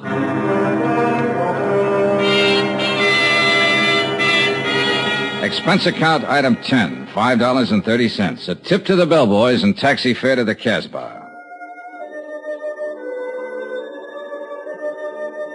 The taxi dropped me off at the end of the causeway, and from there on I walked. It was late, well after midnight, but the narrow, crooked alleys were teeming with life. Some of it out in the open, some of it under cover. Small groups of people met together here and there along the cobbled streets. Men of 24 tongues and dialects. And women, too, slipped silently in and out of the dark doorways, crouched over tables in the dim-lit cafes and coffee houses. Groups usually fell silent when I passed and stared with hostile curiosity. The Casbah, backwash of North Africa. Little known, seldom bothered, and scarcely policed. And for an outsider, especially at night, more dangerous than dynamite. The address Abdul had given me turned out to be a coffee house, but it could still be legitimate. And there was only one way to find out.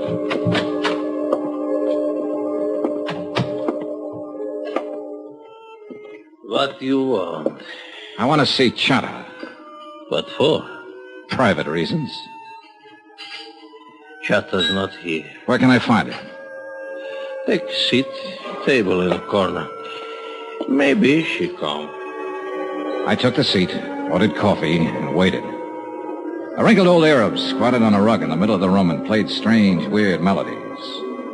Gradually, the other patrons went back to their conversations, ignoring me completely. In fact, pointedly.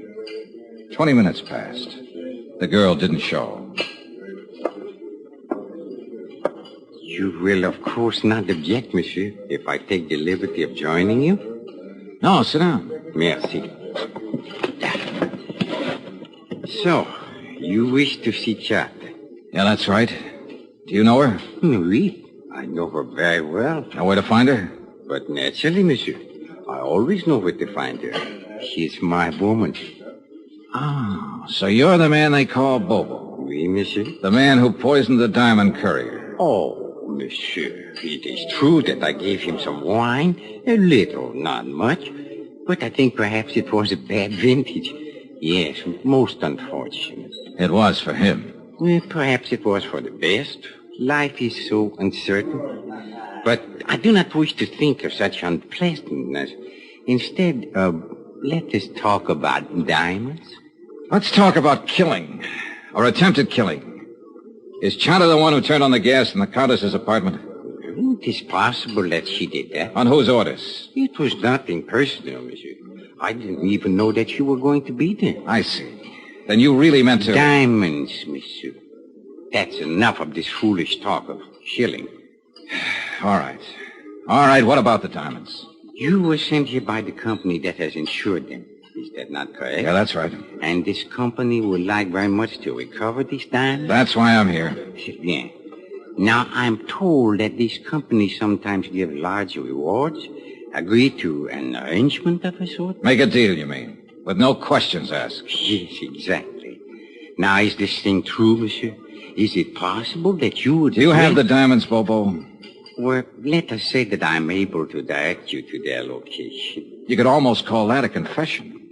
What does it matter, so long as we are in the Casbah? Oh, yeah, sure. I imagine you have been spotted all over the place. At least 30, right in this room. I am in no danger here, monsieur. Tell me something. You didn't pull off this job by yourself. Who else was in on it? I only wish to talk about the diamonds. Well, can we come to an arrangement? Bobo, I don't make deals with murderers. It is better that you do not use such words, monsieur. It's true, though, isn't it? That is not the question. It is only that I resent the insulting way Bobo! in which you... Bobo, calm down! Why you coming here? Bobo! Wait. Did you arrange for the police to come here, monsieur? I'm as surprised as you are, Bobo. Consider this matter of the deal. We will talk more at some other time, eh?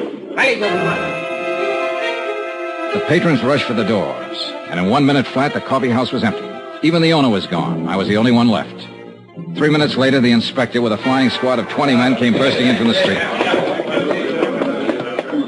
Well, Monsieur Dollar, I'm happy to find you are still alive. Why don't you get lost somewhere? For you, I think it most fortunate that we arrive in time. Oh, sure, in time to follow up the only lead I had in this case. To lose a suspect is better than to lose one's life, monsieur. Look, Inspector, I was holding a gun in my pocket, covering Bobo from the second he sat down at the table. But, monsieur, So 30 men or not, if it had come to a showdown, he couldn't have done a thing.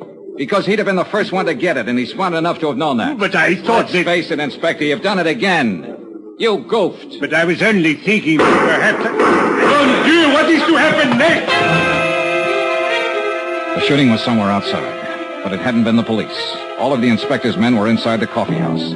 He gave them orders quickly, and they fanned out to search the area. The streets were empty now, dark and silent, not a soul in sight.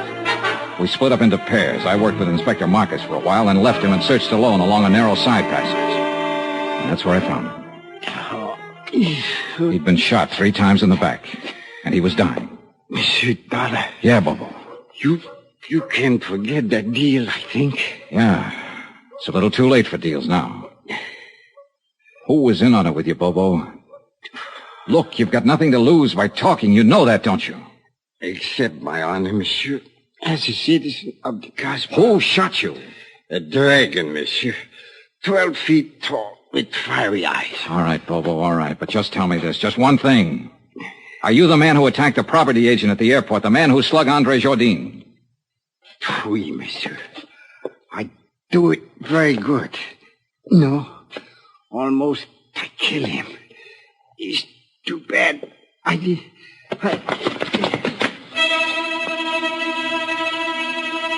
A minute or two later, Inspector Marcus came up, and we stood there looking down at the dead man lying on the stones of the alley. He was a short man, stockily built, with wide shoulders and a deep chest. It was the body of a man of action, of accomplishment.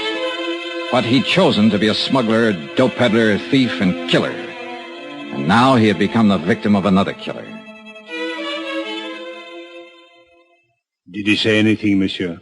Was he able to talk? Yeah, enough. Eh? What is it you mean, monsieur? Do you know who is guilty of this? Yeah, that's right, Inspector. I know the whole story now. The whole filthy, rotten story.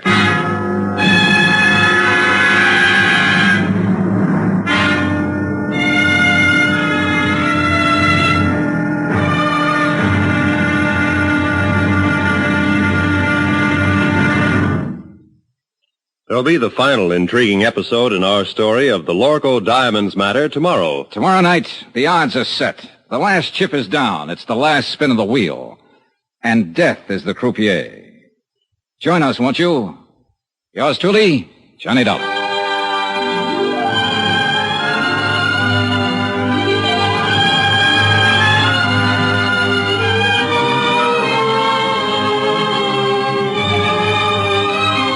Yours truly, Johnny Dollar, starring Bob Bailey, is transcribed in Hollywood. Written by Les Crutchfield, it is produced and directed by Jack Johnstone. Be sure to join us tomorrow night, same time and station, for the next exciting episode of Yours truly, Johnny Dollar. Roy Rowan speaking.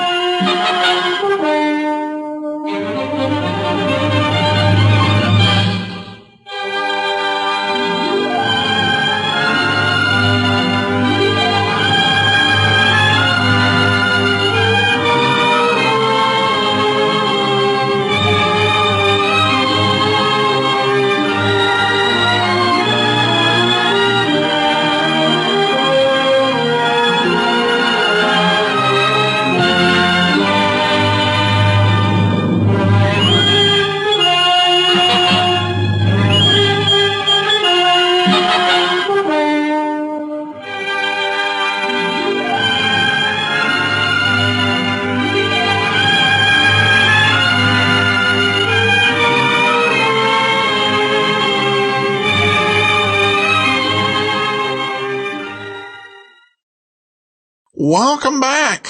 Well, Captain Sam Sabaya. Oops, that's not the character Jay Novello's playing here.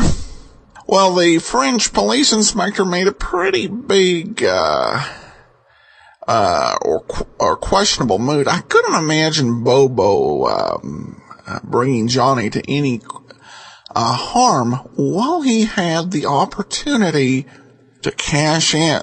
But they know how to leave you with a great cliffhanger. What is it that Johnny has discovered? I know I've listened to this one time before, and I honestly don't remember. And I'll be curious to see if he gets it right, because he's being kind of wrong, or apparently wrong, twice before, with the suspicion of the custom agent and then the Countess, because we've got a pretty reasonable explanation for that. So we're going to find out on Friday what Johnny knows and if he has the solution to the Lorko Diamond matter. Well, now we turn to listener comments and feedback.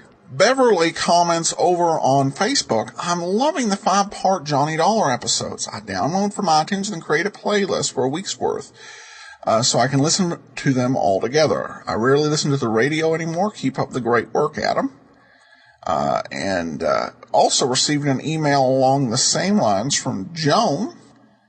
She emails, Mark asking to have all Johnny Dollar episodes 1 through 5 run in 3 consecutive days so he could listen to them all together. Well, it doesn't, she says that, she was able to do this, that she just waits until the 5 parts were downloaded from iTunes and I listen to the whole show at once. I listened to the other shows while I was waiting. She also adds, as you know, since Dragnet has gone for a while, I really I find I really like the lineup as it's similar to Dragnet, and I find it a very enjoyable show. Keep up the great work, Adam. Without you, would not have these great shows or have your wonderful knowledge of them to listen to and teach us every day. Well, thank you so much, Joan, and I hope, I appreciate both of those comments, because it does bring home, I hope, a point that listeners, you got some flexibility with how you manage and listen to the show. It doesn't have to be in the order I upload them if you don't want it to be. Brian says, love Johnny Dollar. I've always wondered about the filler music on the shows. Do you know why early radio shows like Sherlock, Holmes, and others had that horrible organ music, which was considered classy back then? Johnny Dollar seems to have much better music. Well, you answered the question right there. Now, for my part, I don't think all organ music is horrible. It's definitely a little different, and it's an instrument that was a lot more popular back then than it is today. In fact, if you can play the organ, because there's a lot of churches that traditionally use the organ in their worship, but organists are in rare supply, so there are actually people who go from church to church making money playing the organ, because that instrument has declined so much in popularity. So it was more popular back then. I think another reason, and Johnny Dollar, if you think back to the John Lund days, Johnny Dollar also had organ music. Another big motivator is that it was less expensive than an orchestral arrangement. You have one guy playing an organ, or you have an orchestra, which is less expensive to pay for. I will admit that there are some organ themes that aren't as pleasant to listen to. Boston Blackies kind of stands out as an example. But, for my own part, I could listen to the theme to Frank Race all day long, and the bridge is just so well played and dramatic and stirring and powerful. So, but I know it is not as popular these days, so I appreciate your comment and good question. Also, since I'm talking about music, someone emailed to say that they did not understand what I said when I named the composer of our theme music that I was notified by Kevin about. I'll try it again. Dmitry Shostakovich. And that's Shostakovich. And if I'm still not pronouncing it quite right, if somebody who knows how to pronounce it correctly can call our voicemail 208-991-4783 and say, hey, Adam, I think it's pronounced da-da-da, then we can have a definitive pronunciation. But I hope I got it closer to correct this time. Patricia comments, I have listened to Adam for about 4 years now. Love the information he provides about the detectives that we have listened to from other podcasts. He has filled in the gaps for us. Keep it up. We love it on these long nights in Alaska. Love Nero Wolfe and Sherlock Holmes and Johnny Dollar and really all of them. Thank you. Well, thanks so much, Patricia. I think that they're getting into the long days up in Alaska. I mentioned on a previous podcast, I'd love to spend a couple days in Alaska in the summer. I've always been averse to going to bed, and extra sunlight might give me the energy to stay up. But speaking of Sherlock Holmes, that'll be coming up tomorrow. Join us here on Friday when we wrap up the Lorko Diamond matter. Well, before we do get started, I want to encourage you to pick up the ebooks that we've put out here. We have the most recent one is What Made the Golden Age Shine. In it, I take a look at what truly makes Golden Age entertainment so wonderful And why I am interested in it and enjoy it, it's a question I get asked a lot because of my age, and I think we give a pretty interesting answer here. And I'd encourage you to pick that up. That one is available for the Kindle. We also have my previous ebook, All I Needed to Know, Learn from Columbo, in which we examine the life and history of 7 great detectives, as well as life lessons that can be drawn from their careers. That one is available for the Kindle, as well as the Nook and iPad, and any other format you can download direct from smashwords.com. And we also have an audiobook version now of All I Needed to Know, I Learned from Columbo. All right, well, now it's time for today's episode of Sherlock Holmes, The 6 Napoleons.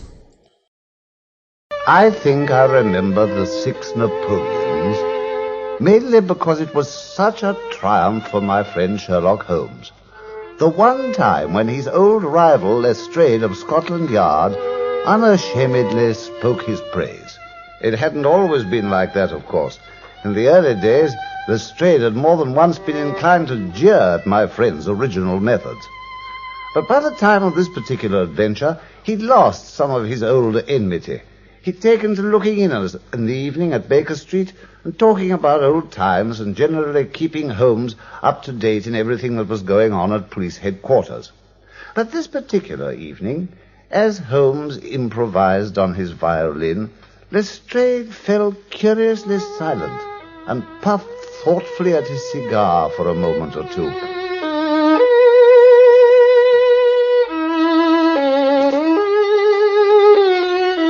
Well, Lestrade, anything remarkable on hand?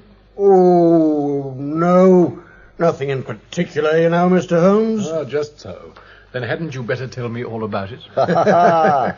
Oh, well, I suppose there's no use denying it.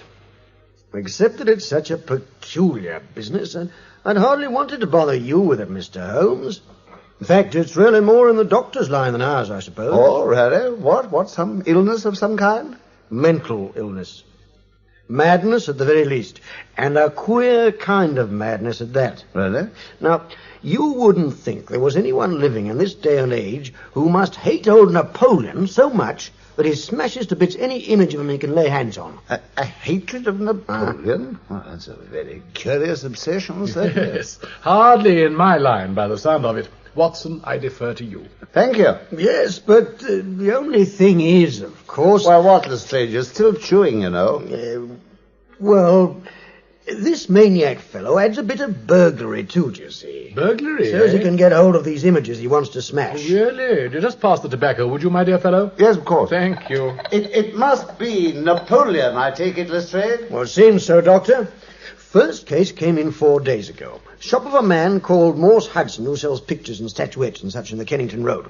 The assistant was in the back shop, and he heard a sudden smash, and when he rushed through, somebody had thrown down a plaster bust of Napoleon and broken it to smithereens. Oh, valuable? No, worth a few shillings maybe, not much more. Oh. Anyway, the shop fellow ran out to the street, but there wasn't any trace of anybody by that time. But something's happened since, obviously. Yes, last night. There's a well-known doctor called Barnicott who lives only about a couple of 100 yards from Miss Morse Hudson's shop. Yes, I've heard of him. One of the biggest practices south of the Thames, they say. Yeah. He's a bit of a collector, too, isn't he? Antiques and so forth. Same man, gentlemen. Well, he'd got hold of a couple of plaster casts of the famous head of Napoleon by some French sculptor or other called Devine. He put one of them in the hall of his private house and the other in his surgery at Lower Brixton. And when he came down this morning, Doctor, house burgled. And yet there wasn't a thing taken but the bust from the hole. Good gracious. And believe it or not, it had been carried outside and smashed against the garden wall, same as the other one in the shop. This is certainly very novel, Lestrade. I thought it would please you, Mr. Holmes. And it isn't the end yet, either. The other bust, in the surgery. Exactly the same, Doctor. Smashed to smithereens in the place where it stood. Dr. Barnicott discovered it the minute he opened the door. And that's the whole story, Mr. Holmes, as far as it goes. Oh, well, it's curious, certainly. Now, Watson, Come, pray give us your diagnosis. There are no limits, my dear Holmes, to the possibilities of monomania. A man who'd read deeply about Napoleon, for example, or a man who'd received some hereditary family injury through the Peninsular War, for instance. I mean, a man like that very well might conceive some kind of obsession. Come, my dear Watson. Well, considering how many examples of Napoleon's busts there must be, no amount of monomania would explain why such a promiscuous iconoclast should chance to begin on 3 examples by the same sculptor. Huh?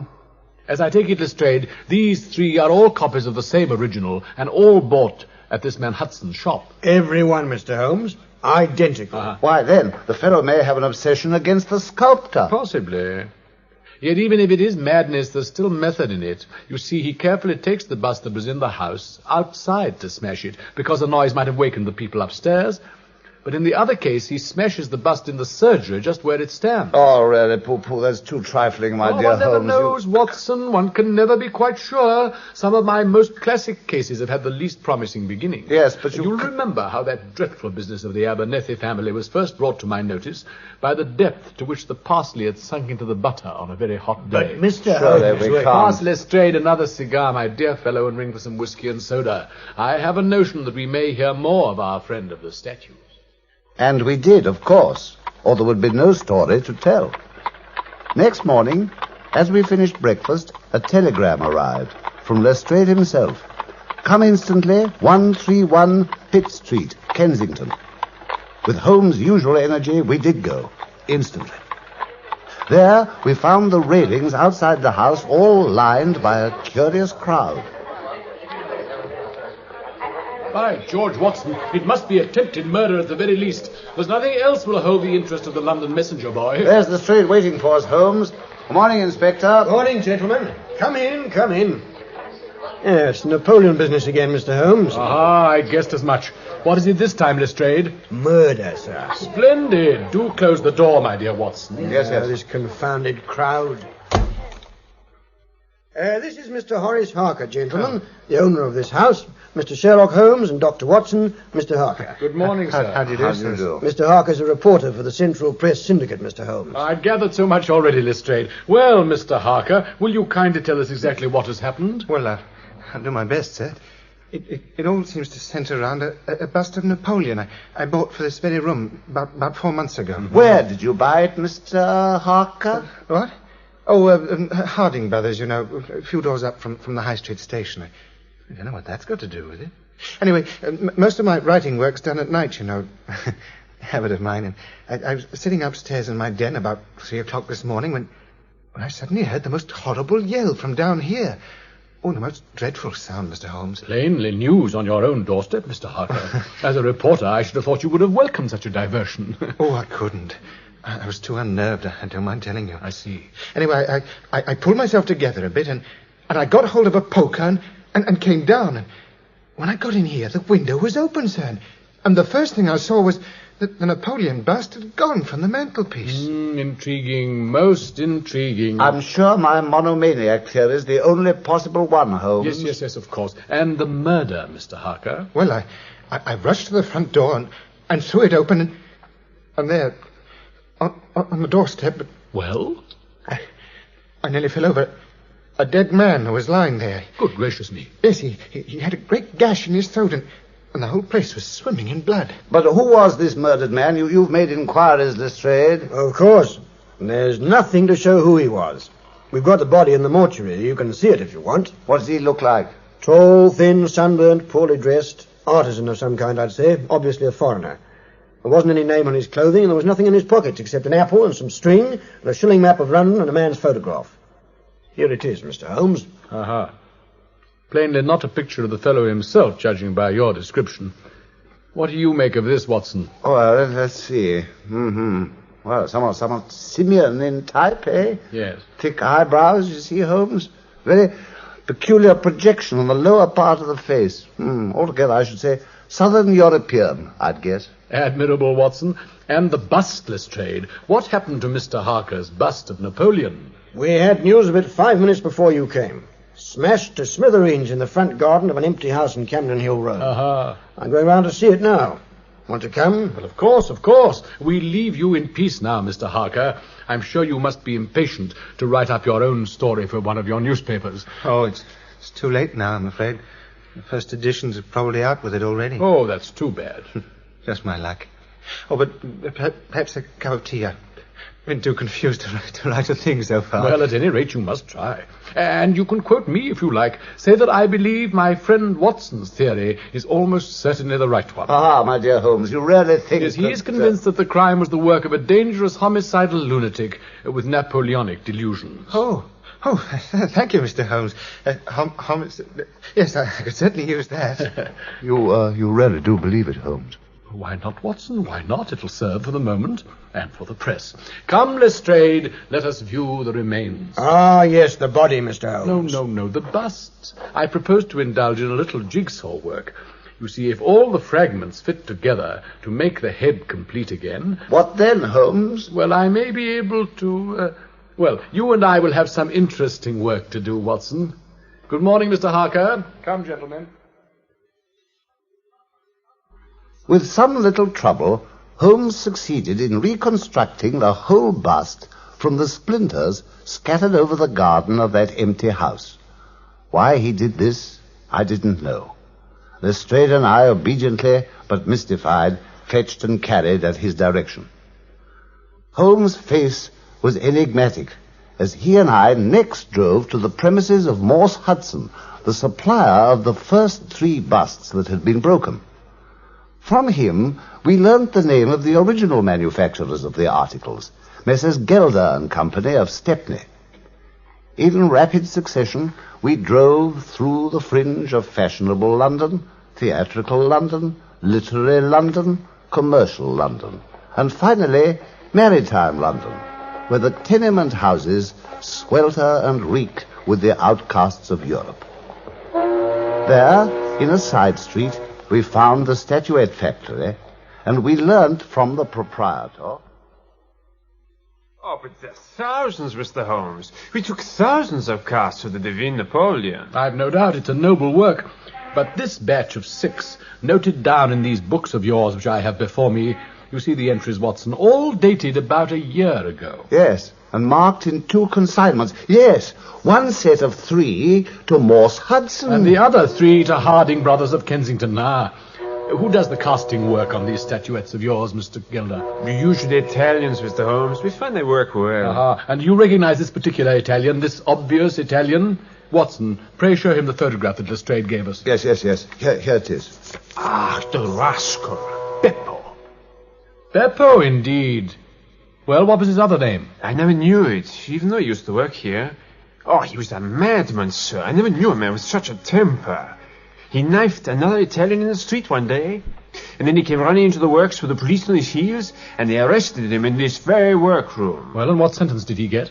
The man he attacked lived, and so he got off with a year. I must be out by now, of course. If you wanted to know where he is, we have a cousin of his here who could tell you. No, not a word to the cousin, I beg of you.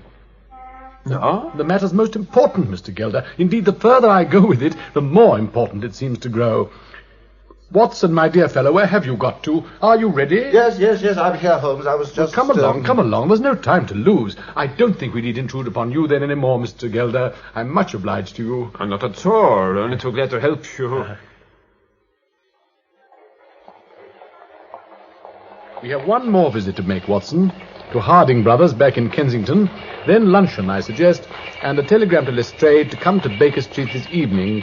And then, Watson... and then, Holmes? Well, that invaluable army revolver of yours may once more be pressed into service, old friend. Indeed? We have some dangerous work ahead of us, if I'm not mistaken. There are 2 of them still at large. 2 criminals, Holmes? No, only 1 criminal. But 2 busts of Napoleon, my dear Watson. Come along!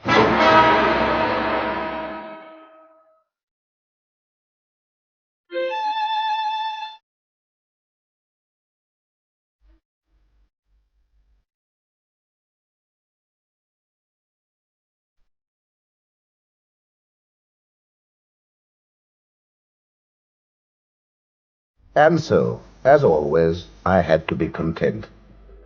Sherlock Holmes was at his most mysterious, and I knew so well how dearly he loved a mystery and would tell me nothing of his conclusions until his own time was ripe. I waited as best I could.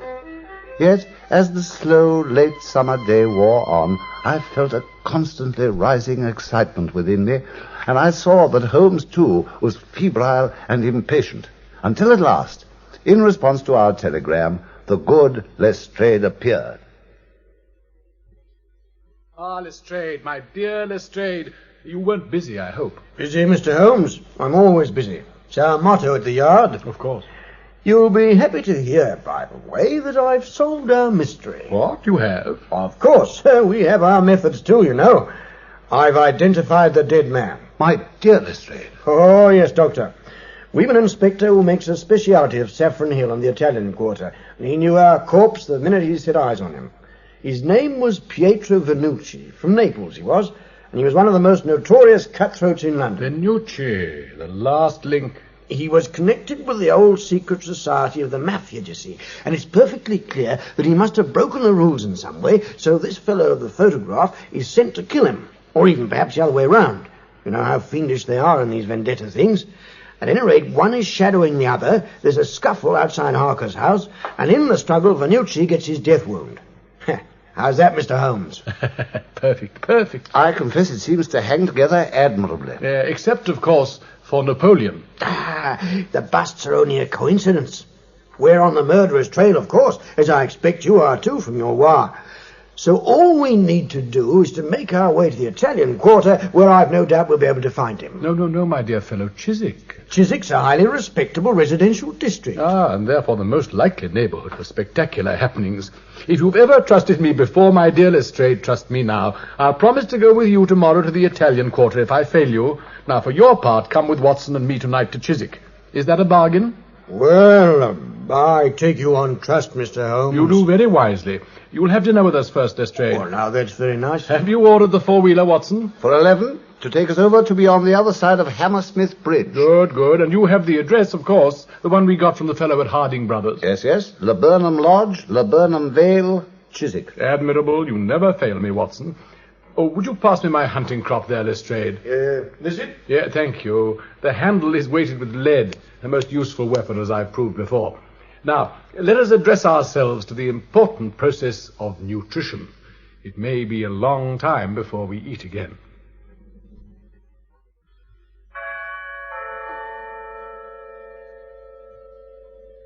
More repos, the elms, the Neaves.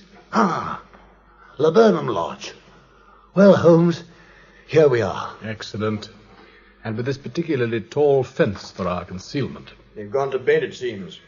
Whole place is in darkness. I sent Mr. Brown a personal message asking him to cooperate. Mr. Brown? Mr. Josiah Brown, Lestrade, whose name we obtained as the purchaser of the 5th Napoleon. Oh, you and your Napoleons, Mr. Holmes.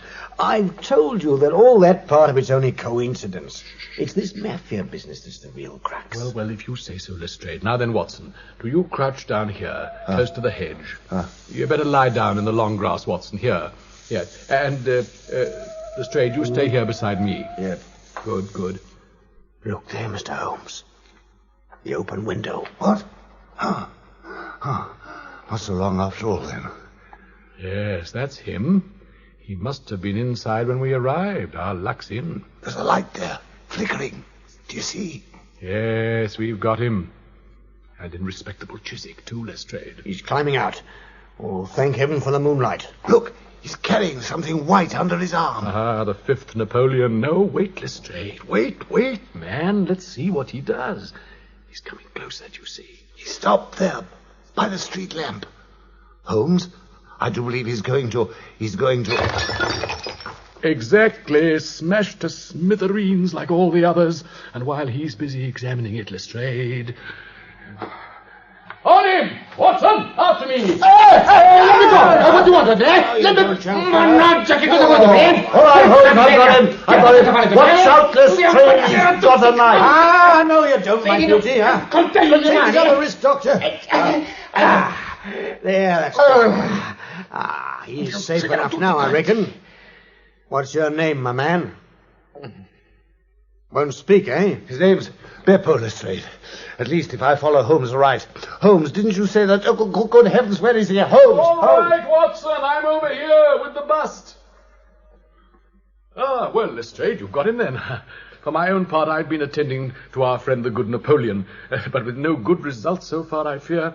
It seems the final secret still eludes us. Upon my soul, Mr. Holmes, you beat me, you do really. Still harping on about these statues. Yes, I'm almost one of Watson's monomaniacs on the subject, Lestrade. Liberi. Oh, will you please take the prisoner to Bow Street now, Lestrade? Sure. And if you'll kindly come round to Baker Street at about 6 o'clock tomorrow evening, I think I shall then be able to show you that even now you've not grasped the entire meaning of this affair. Come, Watson, come, back to Baker Street in our four-wheeler. What time is it, Watson? 6 o'clock, Holmes. And here comes our man, dead on time. Ah, Lestrade, good evening to you. Good evening, good evening. Well, Mr. Holmes, you were right, of course. Of course, of course. I mean about the fellow Beppo. I've been able to check everything. Other name unknown, pretty celebrated as a ne'er-do-well in the Italian colony, temper of the fiend. Used to be a successful sculptor, but fell in evil ways. Watson, that's the street bell, I believe. Ah, yes, and I hear footsteps on the staircase. Would you prepare to receive our visitor? Certainly, Holmes, certainly. Ah, good evening, sir. Mr. Sandiford of Reading, I suppose. Yes, sir. Mr. Sherlock Holmes is expecting me. I had a letter from him by special messenger. Yes, come in, Mr. Sandiford. This is Mr. Holmes here. Good evening, sir. Let me take your bag. Carefully, I beg you, my dear Watson. That bag contains the whole object of our search. That's right, isn't it, Mr. Sandiford? Well, if you mean the Napoleon bust, yes, it does, sir. It beats me how you knew I had one. Well, we had your name from Mr. Harding of Harding Brothers, Mr. Sandiford. He told us that they'd sold you their last copy, and they gave us your address. Yes, quite so. Now then, sir, do you agree to my terms as I set them out in my letter?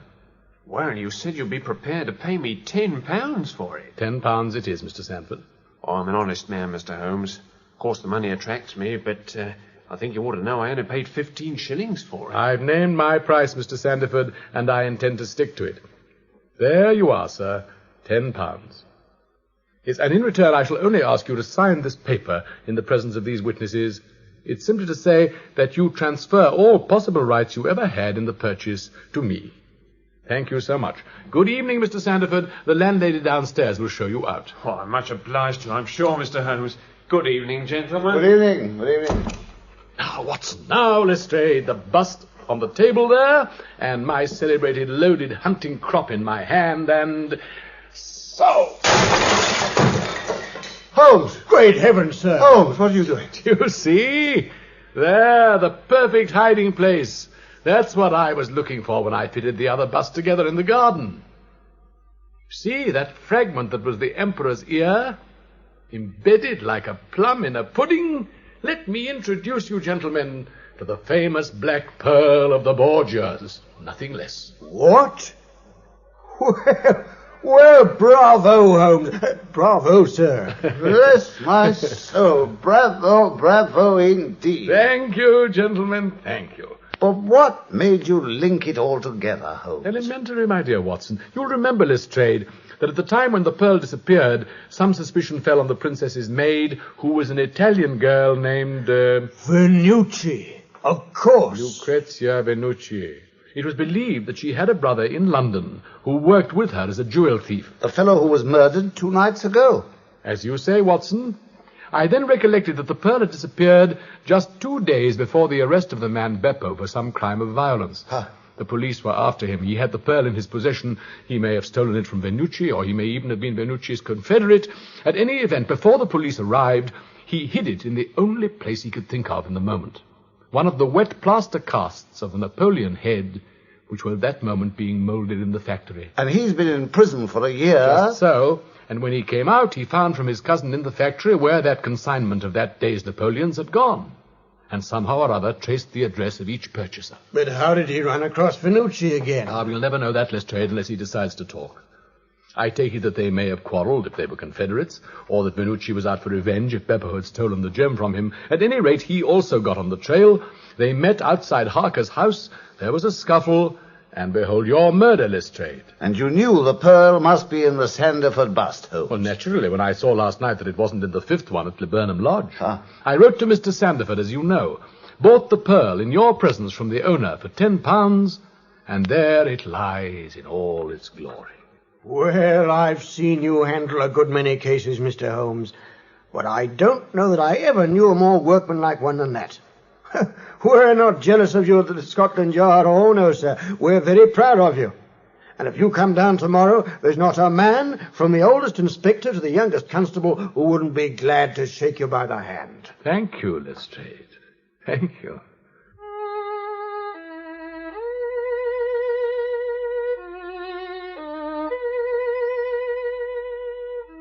And as he played that evening, with Lestrade's tribute still ringing in his ears, it seemed to me, who knew him so well, that he was more nearly moved by the softer emotions than I'd ever seen him.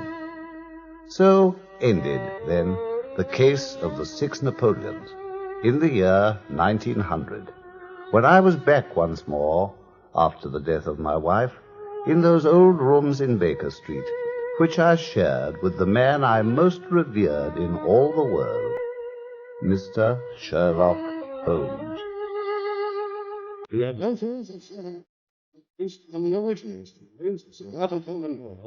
Have been dramatized anew. Original music.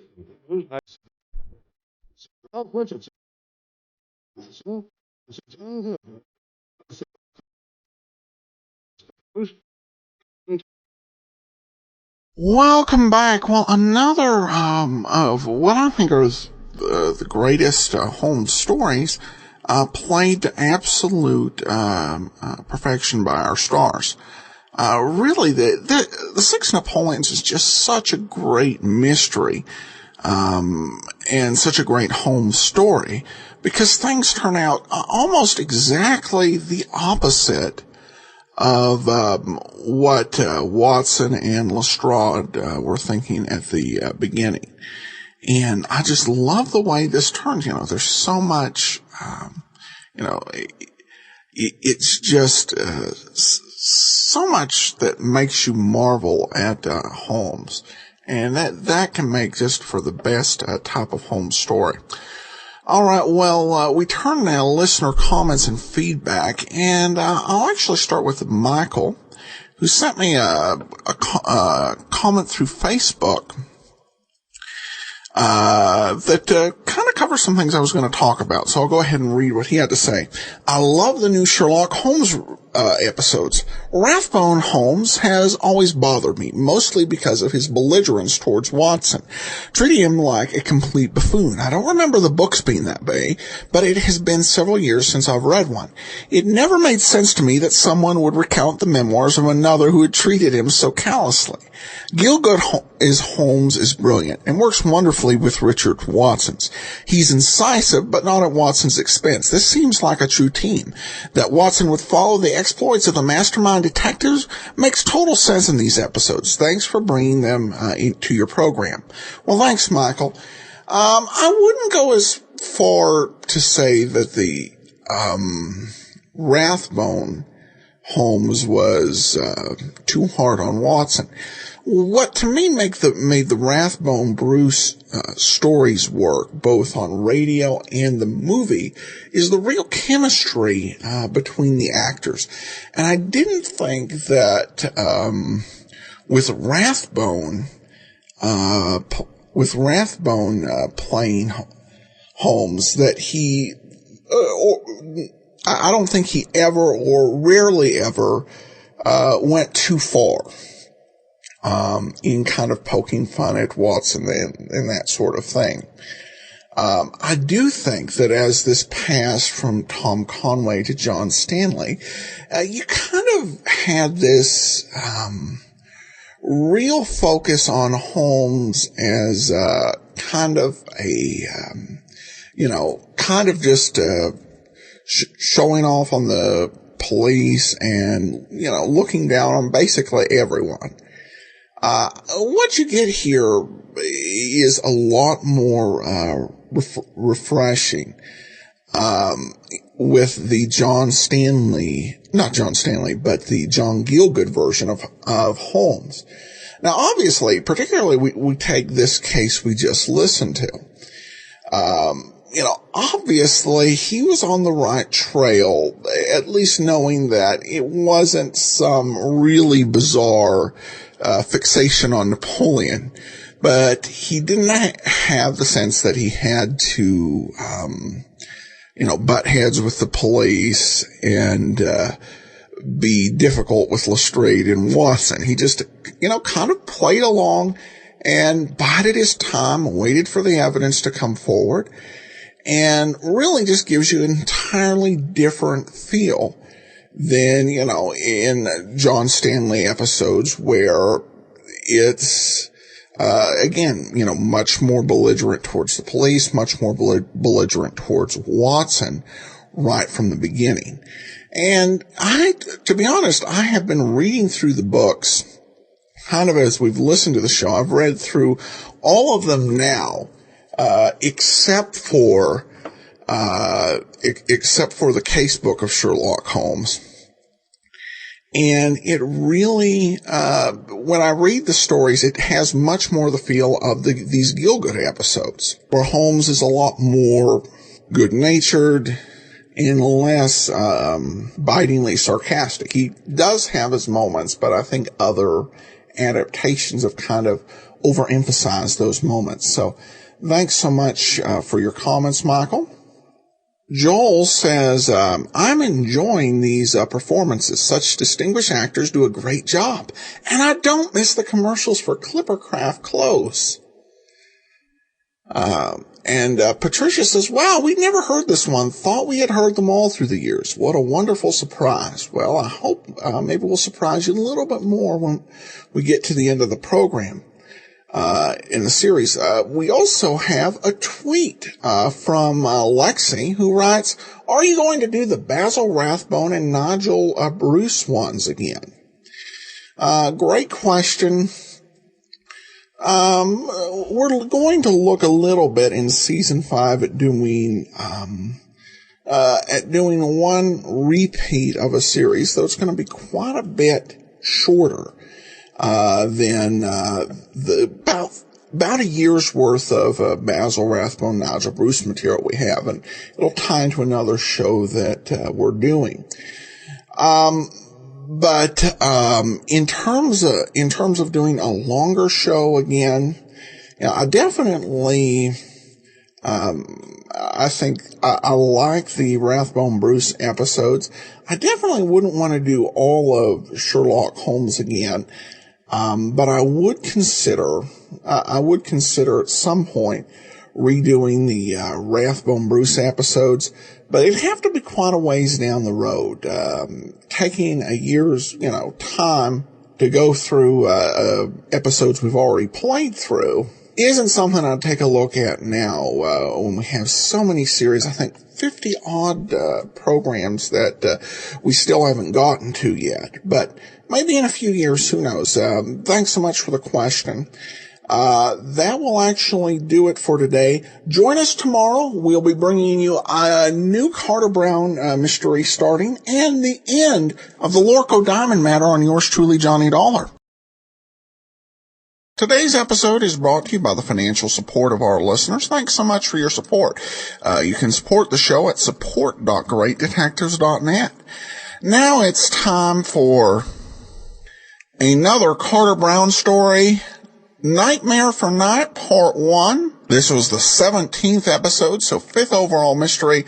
Let's go ahead and take a listen.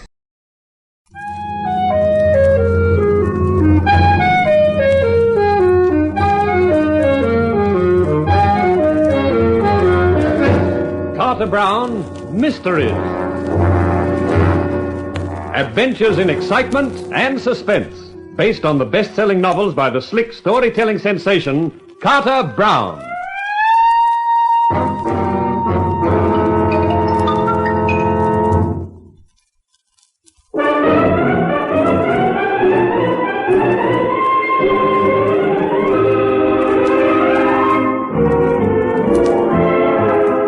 How do you do, ladies and gentlemen? This is Carter Brown to bring you another of my stories.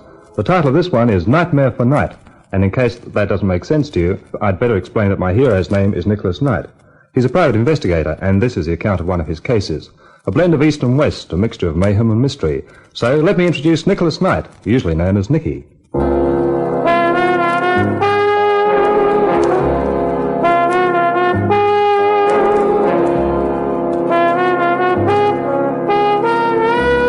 You don't get many surprises in the private eye business, but this was one of them. This slim, sleek, suave character who'd walked into my office and introduced himself as an Arabian sheik. I thought it was a gag until he produced proof. And then when he came out with his proposition, I thought that was a gag, too. I looked at his black eyes and his black pointed beard, at his perfectly cut suit and his perfectly dazzling smile, and thought I'd heard everything. Well, Mr. Knight, you seem a little taken aback. Well, that is putting it mildly. Me, bodyguard for a harem. I appreciate it may be something of an unusual assignment for you, but I am perfectly serious about it. The Prince Al-Zaman will be here in the city for 2 weeks. He has delicate negotiations to conduct. They concern the oil, of course. Of course. And he has brought 4 of his harem with him, the 4 most beautiful. Also 3 guards, but the guards know nothing of the ways of the Western world. That is why we think it necessary to engage a private detective as well. I see. And when do they arrive? This afternoon. I have rented a house for them, a large house some 20 miles out of the city. It has a high wall surrounding it which will ensure privacy. With a harem in town, privacy is a good idea. I would like you to arrive at the house not later than 7 this evening. The prince will be there, and I shall present you. A room will be at your disposal, and you will be required to stay in the house for the next 14 days, the duration of the prince's visit. I trust that will suit you, Mr. Knight. Sheik Haroun, for the dough you're paying me, I'll even wear a sarong. You have, of course, a gun. Yeah? You expect that sort of trouble? I do not expect any trouble, Mr. Knight. I am just taking precautions, that is all. I'll bring my gun with me. I think in that case there is nothing further to discuss. I shall see you at the house. I have written the address and directions how to reach it. Please be prompt, Mr. Knight. The prince does not like to be kept waiting. I'll be on time. Excellent. Your English is very good, if I may say so, Sheik Haroun. So they told me at Harvard. Good morning, Mr. Knight.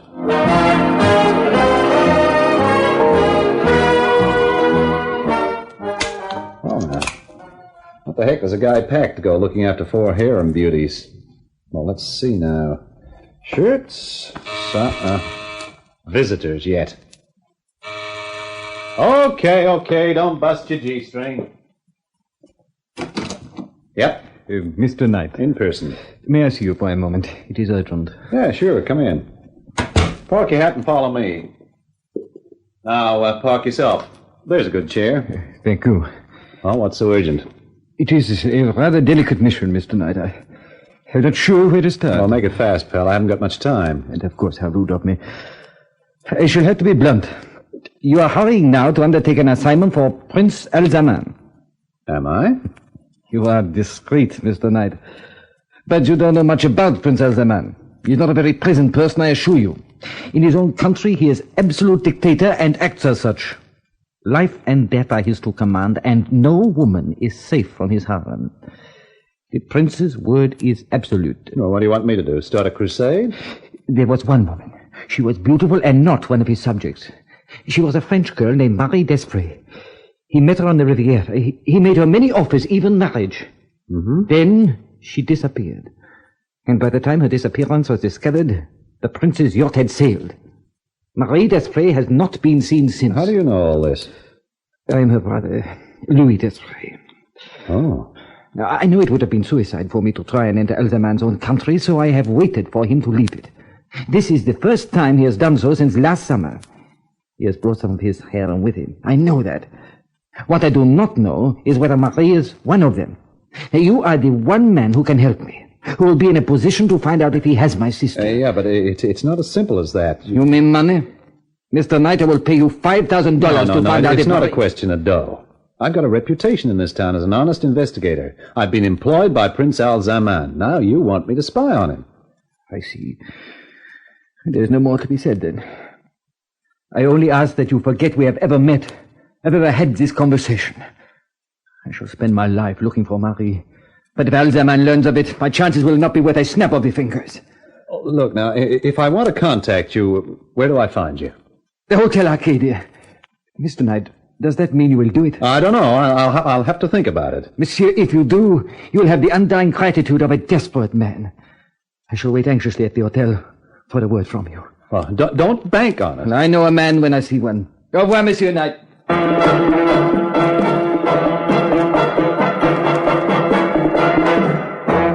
It was sharp on 7 when I turned up at the house. A large, forbidding sort of building surrounded by a large, forbidding sort of wall. There was a guard at the gates and another at the doorway of Prince Al-Zaman's private apartments to which the Sheikh Haroun led me. The guard at the door wore a long, curved knife, and he didn't look as though it was just for decoration. He opened the door and ushered us in. You will address the prince as Your Highness. When I saw the prince, I felt more like addressing him as Fatso. He was reclining on 2 overstuffed cushions, and it was hard to tell where he finished and the cushions started. There was a 4-pound box of chocolates beside him, and he kept dipping into it with his fat, short fingers. I have brought the private detective, Your Highness. Your Knight. I am, Your Highness. These are excellent chocolates, Haroun. You honor me, my prince. Knight. Yeah? Your Highness. Your Highness? You understand I shall be away for some days from tomorrow morning. It is essential for my women to be well guarded. My guards have orders to kill any intruder. What? Your orders are exactly the same. A hard center. Hey, now, wait a minute. This is the United States. This business about killing you can't do... Are you questioning me? I guess not, Your Highness. That is better. You need not fear any consequences, Knight. My influence with your country is considerable. The women's apartments are directly above here. I have given orders that no one enters on pain of death. No one. Yeah, I get it. I understand, Your Highness. Should you need any assistance, you have only to call. My guards all speak English. In my own country, I find that has certain advantages. I can give orders which will not be understood by eavesdroppers. Yeah, I guess that would be a help in your country. I think that is everything. Haroun will give you any other information you require. Retire from the prince's presence backwards. What? Oh, sure. The first layer is finished already. The box will not last out the night. Abdul, the audience is over. Yeah, Sidi. Mr. Knight, let me introduce you to Abdul. He will be upstairs most of the time guarding the harem. Ah, good evening. Well, I'll be with you. Come along now, Mr. Knight, and I will show you your room. Oh, thanks.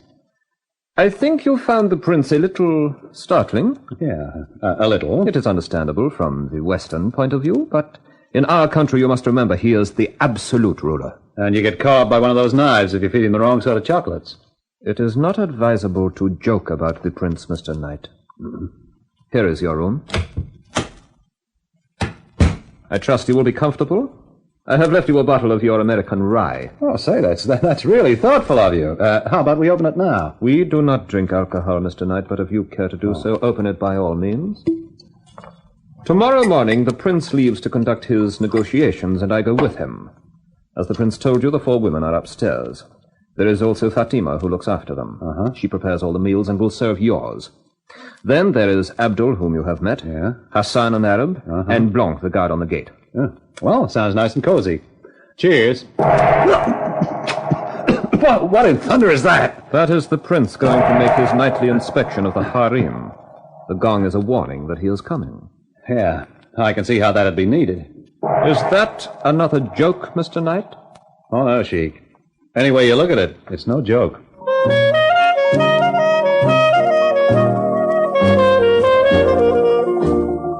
After breakfast next morning, I took a stroll down the drive. I saw a car disappearing through the gates, the prince and Haroun on their way. That left me and the harem and the guards. The one on the gate who'd let me through last night was right on the job.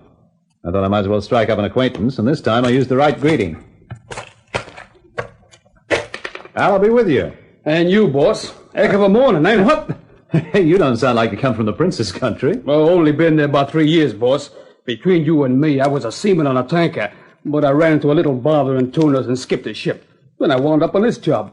You like it? It's sure better than jail, boss. Here comes trouble. Oh, you mean that little guy coming towards us? Who's that? That's Hassan. He's pure poison, boss. Yes, sir, pure poison. Good morning. Good morning. Oh, you are Mr. Knight? I am Hassan. Oh, yeah, Harun mentioned you, Hassan. Being a guard is dull work, don't you think, Mr. Knight? So little excitement. It is always more exciting to attack than defend. And more dangerous. Life is nothing without danger. I do not know why my master, the prince, should have engaged your services. I am a superb shot, a brilliant knife thrower, and my cunning is known throughout the East. Well, such brilliance must be exhausting. Maybe he wanted to give you a rest. Possibly, although I could have told him I am not tired. It has been delightful to meet you, Mr. Knight. We shall see more of each other. For the present, good morning. Say, Blanc, what does that character do for a living, huh? Oh, he does many jobs for the prince. Anytime the prince wants something fixed, it's Hassan who does it. Sheik may be obvious about his share of the oil, then Hassan goes to see him. Oh. After Hassan sees him, the Sheik makes no more noise, ever. Yeah, I get the point. And obviously so does the Sheik, since Hassan's so slick with a knife. Tell you something else, boss. He eats hashish sometimes. That's a time to stay away from him. Far away. After that, I decided the best place for me was my room. I killed the rest of the day there and the rest of the bottle. Fortunately, I'd taken the precaution of bringing a quart of my own. By midnight, I'd made fair inroads into that, too. And then suddenly I heard a sound. Yeah? Well, what do you know? Straight out of the Arabian Nights, yashmak silk trousers and all. Now I'll be with you. Shut the door, you dope. You're an American. Well, I didn't come here to sing the Star-Spangled Banner. Now shut that door, quick.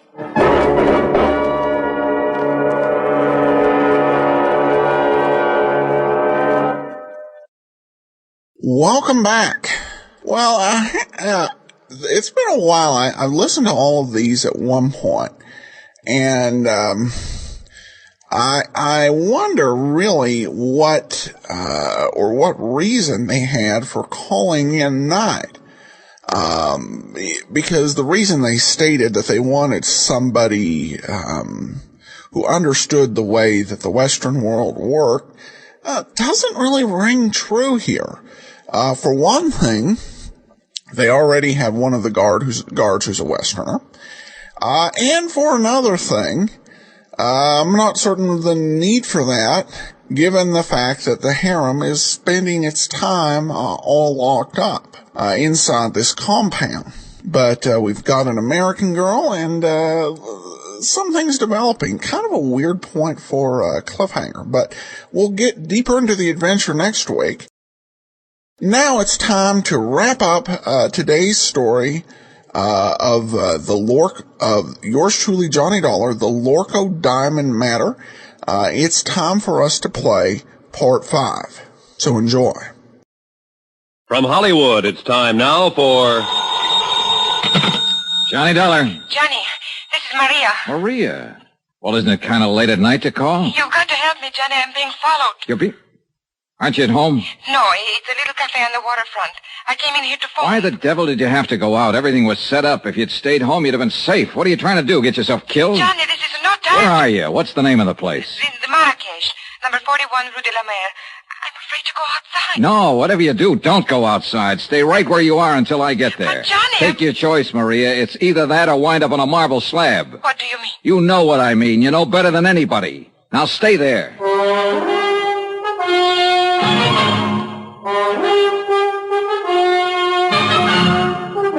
Tonight and every weekday night, Bob Bailey in the transcribed adventures of the man with the action-packed expense account, America's fabulous freelance insurance investigator. Yours truly, Johnny Dollar.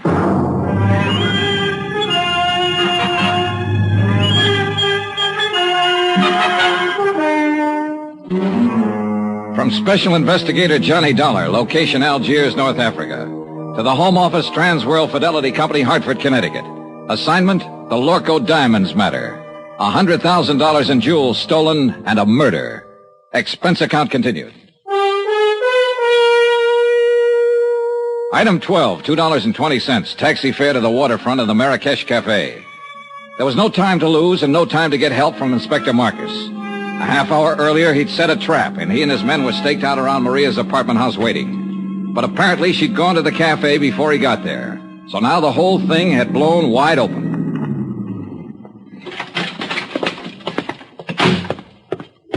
The Rue de la Mer was a dead-end street close to the water, deserted at this hour of night. A couple of dim street lights and a light over the door of the Marrakesh Cafe. Everything else was in darkness. There was no movement, no sign of life. Over here, Johnny. When you got here. No trouble so far. Huh? No. Except with that sailor over there. He finally passed out. Well, you're probably used to that kind of trouble. Cigarette? Yes, thank you. Now, what were you doing down here at this time of night? I was visiting a friend. Is that the friend's car parked out at the curb? Yes. Charlie Barrett, huh? The meat packer from Chicago who was going to give you the Lorko diamonds. Well, I figured he'd get over his mad spell. How did you know about it? He told me just before I knocked him out for the second time tonight. He said you two had a fight over a week ago, and that he told you he wasn't buying any diamonds after all. Well, it was just... For a while, I thought I had you tagged again. I wondered why you hadn't canceled the order when you'd been told he wasn't going to pay for the stuff. Johnny, it was just a talk. I knew he would come around. Yeah, well, that's about the way I figured it. Another explanation. So I let you off the hook again. Why, Johnny? Why have you been trying so hard? Trying what? To find some way of involving me in this. Well, the facts just seemed to turn up. I wasn't trying to find them. It made a big difference, didn't it? Learning about Mr. Barrett. Learning what about him? That I was accepting a $20,000 gift from him. Why should it? Your life's your own. It did, though. Before that, you were... Well, seemed to be interested. Sure. You're a very beautiful woman. And that's all it was? What more did you want? All right, Johnny. Forget it. I don't blame you. Hey, tell me something. What about Barrett? Now that you've kissed and made up, is the engagement back on again? I haven't decided yet, Johnny. Well, come on. Let's get out of here. I'll take you home. Do you think it's safe? There was no sign of anybody around when I came in. Whoever it was probably got scared off. Oh, I was scared to death. When I saw the lights of the cafe, I jammed on the brakes and ran for the door. The other car was right behind me. Get a look at the driver? No. How'd you get hold of Barrett's car? Borrow it? He gave it to me. Not a bad night's work. It's a good car. Get in. You really play rough, don't you, Johnny? Sometimes. It depends on the... Get down, quick, back of the car. It came from across the street. It's pitch black over there. What are you going to do? Look, Maria, you're safe as long as you're back of the car here. Well, what about you? I can't get a shot from here. I'm pinned down. I'm going to make a run for that stone curb. Try to draw a shot and see where the flash comes from. Be careful, Johnny. Oh, don't worry, kid. I'm the carefulest guy you ever saw. All right, now sit tight. Here goes. Are you all right, Johnny? Yeah, I think I got him spotted. Let's see just how close I get. There's somebody running away. Yeah, so do I. Where the devil? Why don't they get some streetlights down there? That car that's starting up. Yeah, I see it. They're getting away. One lucky shot, my... Give me your keys. Wait here. I'm going after No, him. no, I'm going with you. Then pile in. Hurry up. Let's go. A few blocks away, I picked up the taillights of the other car and poured on the gas to keep hanging on. We roared through the empty streets along the waterfront, then swung into the coast road and headed out of the city. The model I was driving had been built for road racing, and barring accidents, I didn't figure the car ahead had much chance of shaking me. There was a narrow, winding road following the rocky edge of the headlands, and the curves were sharp and dangerous, especially at the speed we were traveling. Finally, it happened. The car ahead roared up a steep grade and missed the curve at the top. It rolled over and over, the headlights cutting crazy patterns in the blackness as it plunged down towards the beach. I finally braked to a stop about 30 yards from the wreck, jumped out and started toward it, and just then... the gas tank caught and burst, and the car exploded into a tower of flames. I caught a glimpse of the driver, pinned in the wreck. Then the fire took over and covered him. And I knew one thing was certain. He'd had it.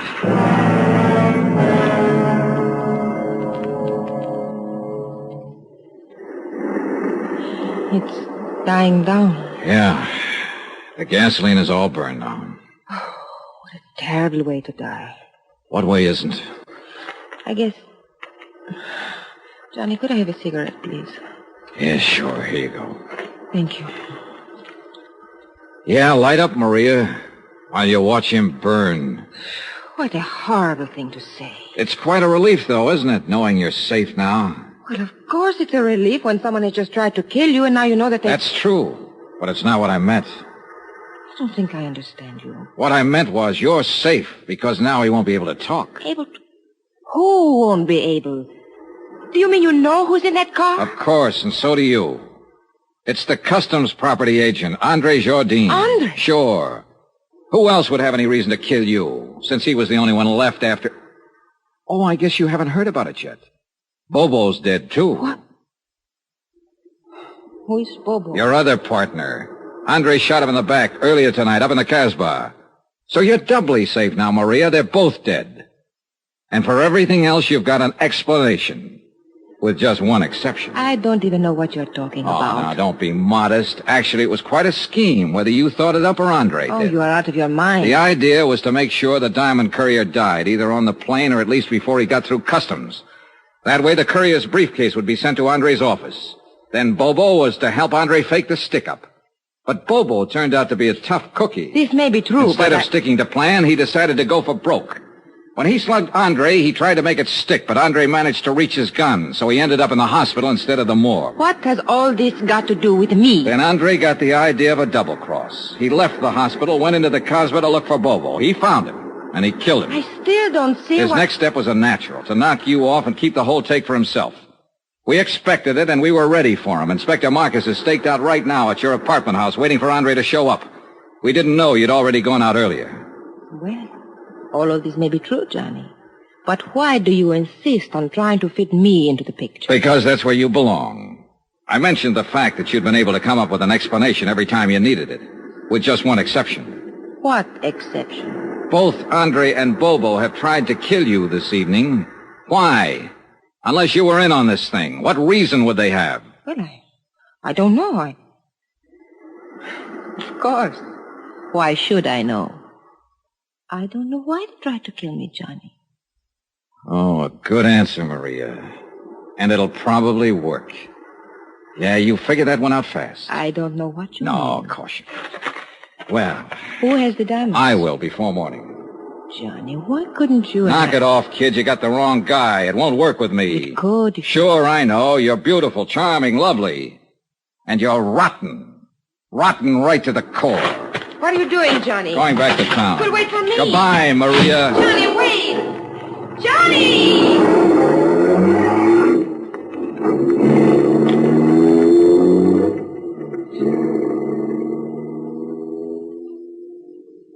An hour later, I was out at the air terminal in the customs property office watching Inspector Marcus open a vault. Mon Dieu, what a nuisance. Always they make these combinations so difficult. That's the general idea, Inspector. True, but still one would think... There we are. And now, if you are correct, Monsieur Dollar, we shall soon have our hands... There, that briefcase in the corner. Mais oui. It is the one. Good. Let's have a look at it.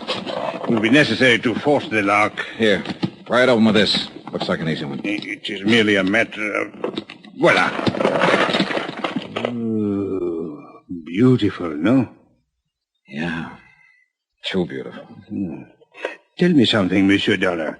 What made you know that Andre Jardine was guilty? Something Bobo said, just before he died. Mm-hmm. Yeah. He confessed he was the man who had slugged Andre. But Andre had described his assailant as tall and thin. Bobo was short with a stocky build. Andre had lied. And all this time, the diamonds were right here in this vault to which Andre, as property agent, had access. Can you think of a safer place? Hey, Inspector, what about Maria Dattoria? Well, I am inclined to agree with you, Monsieur Dollar, but, well... Yeah, I know. Nothing but suspicion. Yeah, precisely. If I were to file charges and bring her to trial on such evidence as this, well, she would cry a little, perhaps, and look very beautiful. And, monsieur, the court would hang me, not her. Yeah, you're right. You could never make it stick. C'est la vie.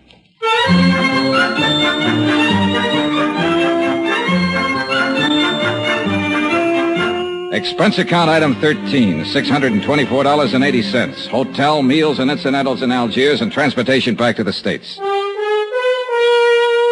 Expense account total, $1,214.60. End of expense account. End of report.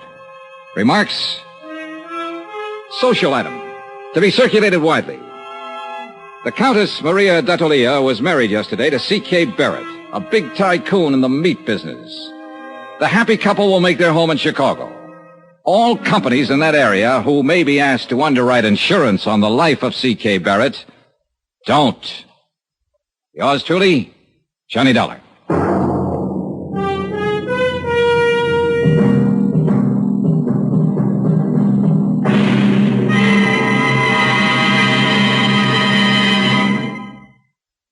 Remember, there'll be a new exciting story on Johnny Dollar beginning next Monday. Next week, the Broderick matter, an exciting chase after a charming, beautiful girl. After all, who wouldn't? Join us, won't you? Yours truly, Johnny Dollar.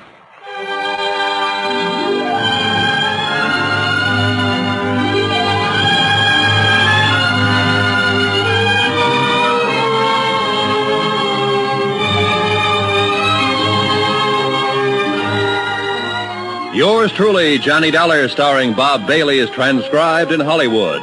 Written by Les Crutchfield, it is produced and directed by Jack Johnstone. Heard in this week's cast were Lillian Bayef, Jack Moyles, Victor Perrin, C.K. Barrett, Lawrence Dobkin, Forrest Lewis, and Jay Novello. Musical supervision by Amerigo Marino. Be sure to join us on Monday night, same time and station, for another exciting story of yours truly, Johnny Dollar. Roy Rowan speaking.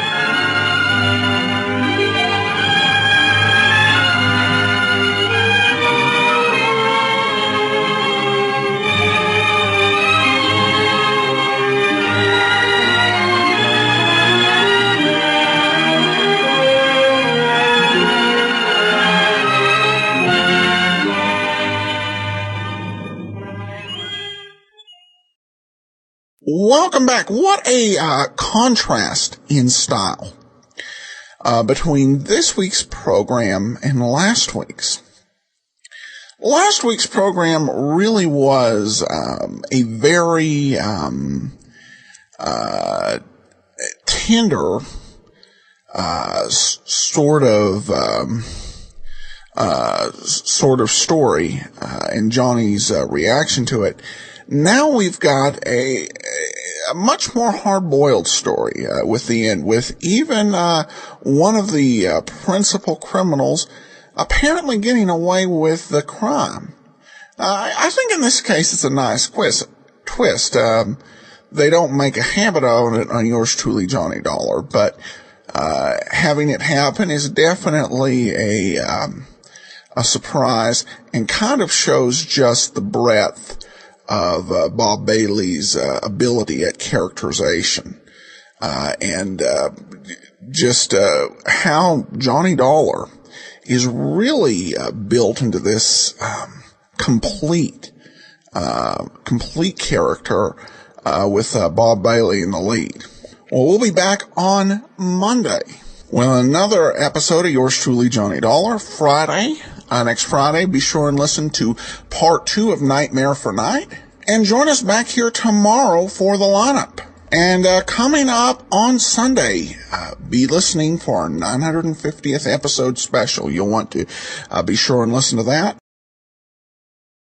Well, today's episode is brought to you by the financial support of our listeners.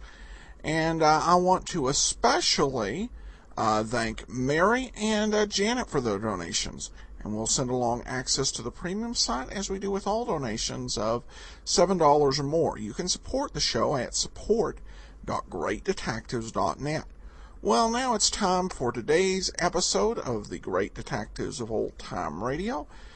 This one is called The Pointless Pierson Polemic Polarity. That's the official script title, folks. So sit back and enjoy. Ladies and gentlemen, we take you now behind the scenes of a police headquarters in a great American city, where under the cold, glaring lights will pass before us the innocent, the vagrant, the thief, the murderer. This is The Lineup.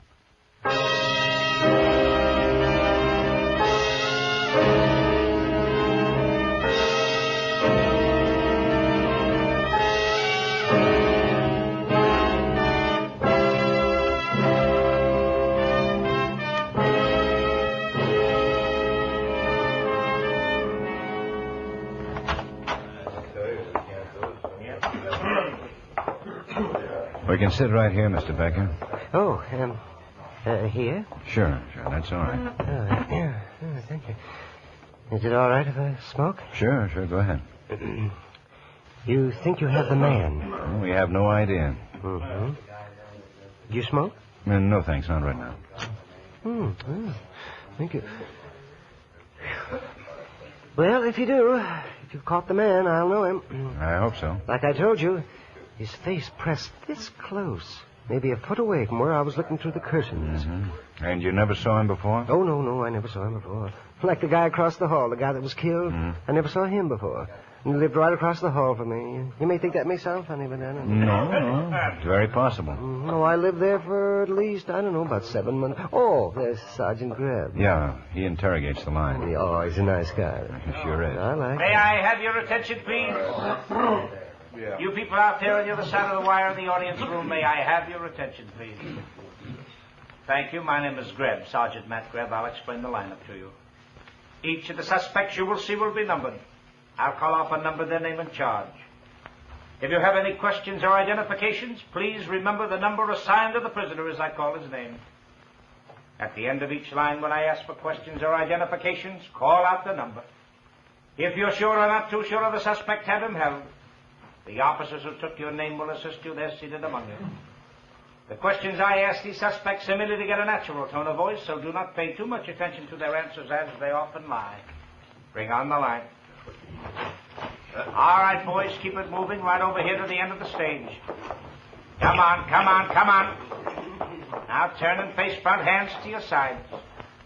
Now, when I call your number, step out and face the audience. Keep your head up and look straight ahead. Talk up so everybody can hear you. All right, number 1, George Hadley, robbery. Where do you live, George? Here, in town here I live. You got an address? Yeah, sure, North 23rd. 1040 North 23rd. For how long? Last? How long have you lived at that address? A long time. What's a long time? Oh, a couple of years, I guess. That long I lived there at least here. That's a long time, ain't it? Where are you from? Pittsburgh. What's your business? Baker. That was back in Pittsburgh, though. I don't have too many baking shops since I come here. There's too many bakers. What were you doing over at Madison Terrace last night? I was walking. You always take a walk at 11 o'clock at night? Not always. Last night I took one. There's something the matter with that? These times when you do take walks, do you always carry a flashlight and a screwdriver under your shirt? Oh, I just happened to have them with me last night. There's something the matter with that? No, unless you try to break into a house. I wasn't trying to break in. You had the window open? Yeah, sure, I was breaking in. How about that? Okay, George, step back.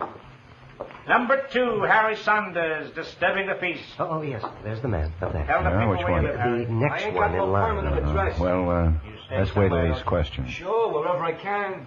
Well, where was it last night? Oh, somewhere over on Lake or Lake Street or something like that. In the park, wasn't it? Yeah. The arresting officer said you were trying to catch a swan. Catch it? I was feeding the thing. I was trying to get the thing over so I could pet it. You didn't want to eat it?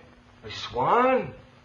You had a big club on the ground beside you. It wasn't my club. It was just laying there. I happened along, see the swan swimming around, so I start throwing the thing some lousy crumbs. I didn't notice no club on the ground. Eat a swan? Your story doesn't quite fit with the story we got from the arresting officer. Arresting officer? What did he say? What did he say? Don't tell me, tell the people. All right. What did the arresting officer say? I was feeding the stupid bird some breadcrumbs. What's the matter with that?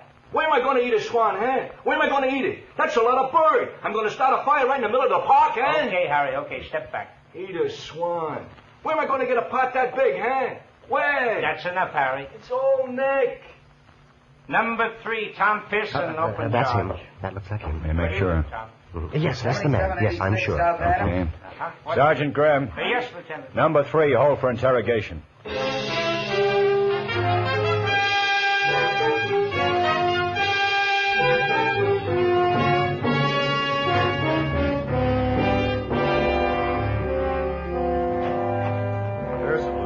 Okay. Just sit in that chair, Pierson. Okay. Well, figured out where you were yesterday afternoon? I told you. Watching the chess players in Jackson Park. Watching the chess players in Jackson Park. Showed your pictures around over there this afternoon. Yeah? Yeah. Funny nobody remembered seeing you. Real funny, 'cause that's where I was. You like chess, huh? I got interested. How does a bishop move?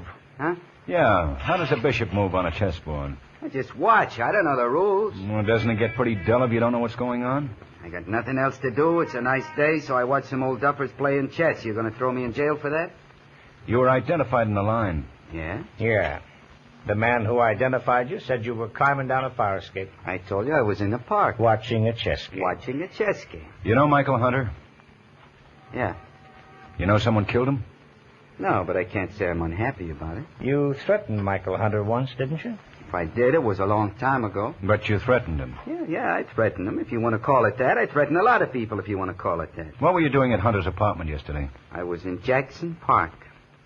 You've been identified as the man who sneaked down the fire escape. I was watching the chess players, remember? You were booked back in 47 for assaulting Michael Hunter. That right? That right? He kept bothering my kid sister.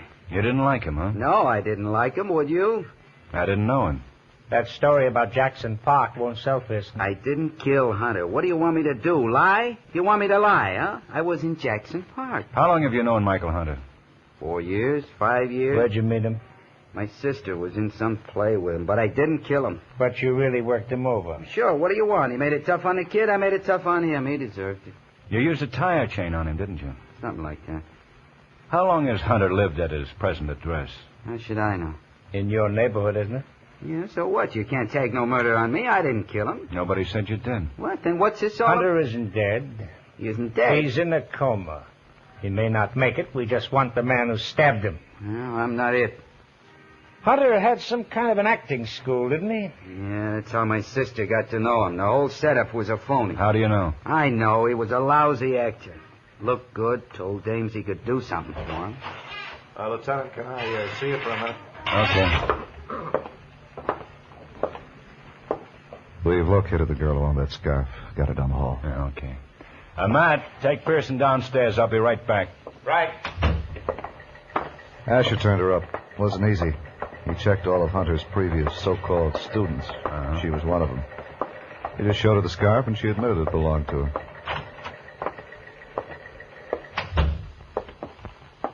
This is Miss Helen Roberts. Hi. This is Lieutenant Guthrie, Miss Roberts. Glad to know you. How do you do, Miss Roberts? Just keep your seat. Sure. How long have you known Michael Hunter? Who's he? Don't you know Michael Hunter? No. Who's he? Well, your scarf was found in his apartment. Oh, him. Oh. Oh, then you do know him. Sure. I forgot his name. I haven't known him very long. How long? A couple of days, since Friday. Yeah, Friday. Good-looking guy. Said I got sex appeal. Where'd you meet him? Where I work. When I went on the night shift. I work at the White Spot. It's a 24-hour restaurant on Mariposa Street. Yeah, food ain't bad. You eating there? Yeah, ain't bad. I went on the night shift and I met this guy, this Hunter. Spotted him right off, real cute. Asked me if I'd ever done any acting. Said I had sex appeal. When was the last time you saw Mr. Hunter? Oh, I only saw him once. I only known him for a couple of days. When was it? Yesterday afternoon. What time? Oh, like around 4. Why, what's he done? Someone tried to kill him. You're kidding. No. Gosh, he was going to make an actress out of me. He was going to teach me how to act so I could get a job, another job, out of that beanery. Mm-hmm. Did you give him any money? I sure did. $20 for lessons. Where's the scarf? Here. This is your scarf, isn't it? Yeah, What time did you leave Hunter's apartment? right after the lesson. About a half hour later, I guess. What time did I say I was there? 4 o'clock. Yeah, I got a bad memory. 4 o'clock. Well, I guess I left about 4:30 then. Was anybody else there? Sure. Who? Mr. Hunter. He was giving me a lesson.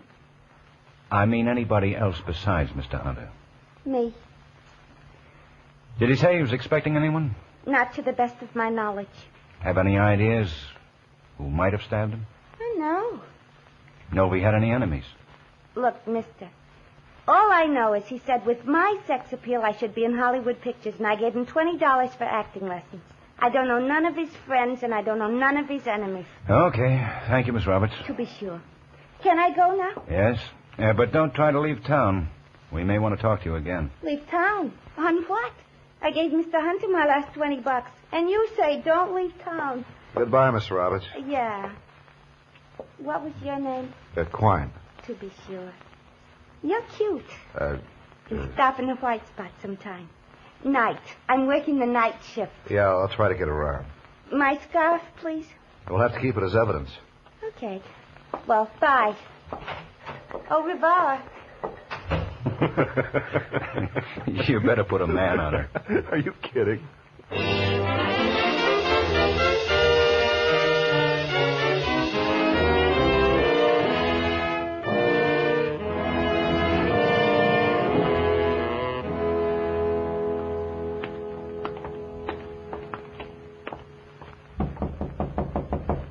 Come on in.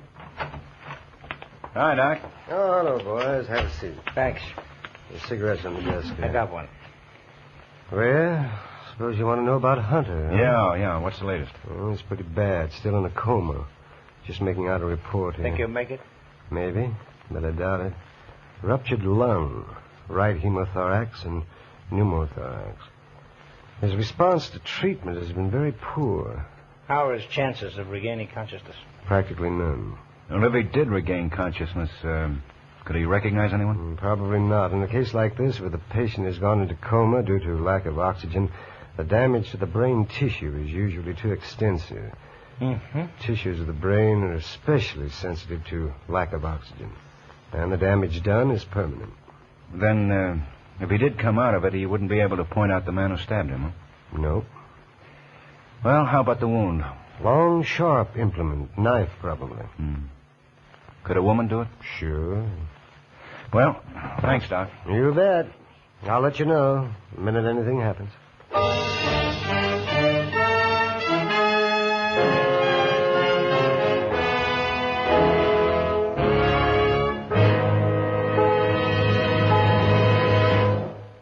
Tomorrow night, another big show joins the fall lineup. James Hilton introduces Deborah Carr in James M. Barrie's Quality Street to open another star-studded season of outstanding dramas on most of these same CBS radio stations. Listen to for Lucille Watson in Ladies of the Jury tomorrow night on your Broadway Playhouse.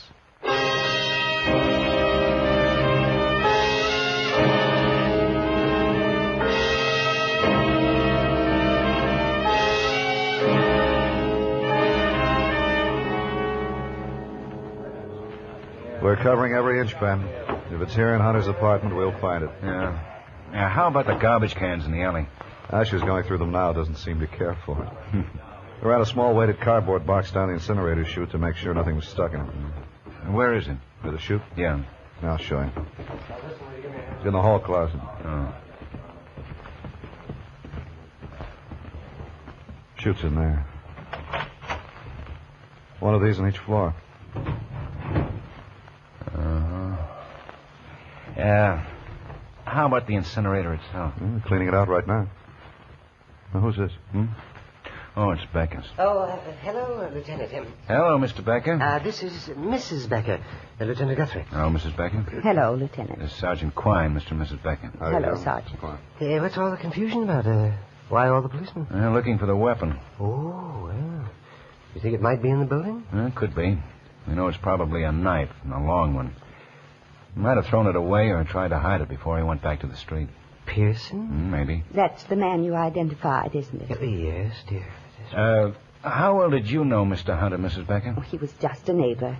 I didn't know him well at all. Just saw him a few times. Ever talked to him? A few times, yes. And when was the last time? 3 or 4 days ago, I imagine. Just hello and how are you? Mm-hmm. Ever notice anybody with him? No. Doesn't have any friends you know of? No.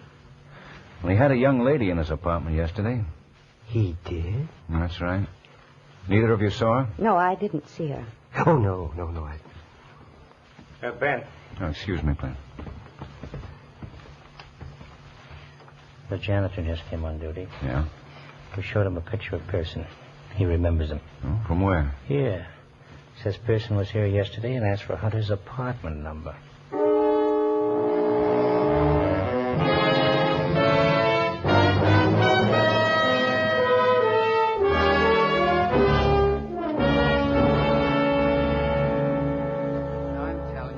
Goat's out of his mind. The janitor identified you from your picture. He's crazy. But he identified you. He says you were in that building yesterday. Well, I wasn't. He says you asked for Hunter's room number. He's mistaken, I tell you. He made a mistake. It wasn't me. A jury's sure gonna think it was.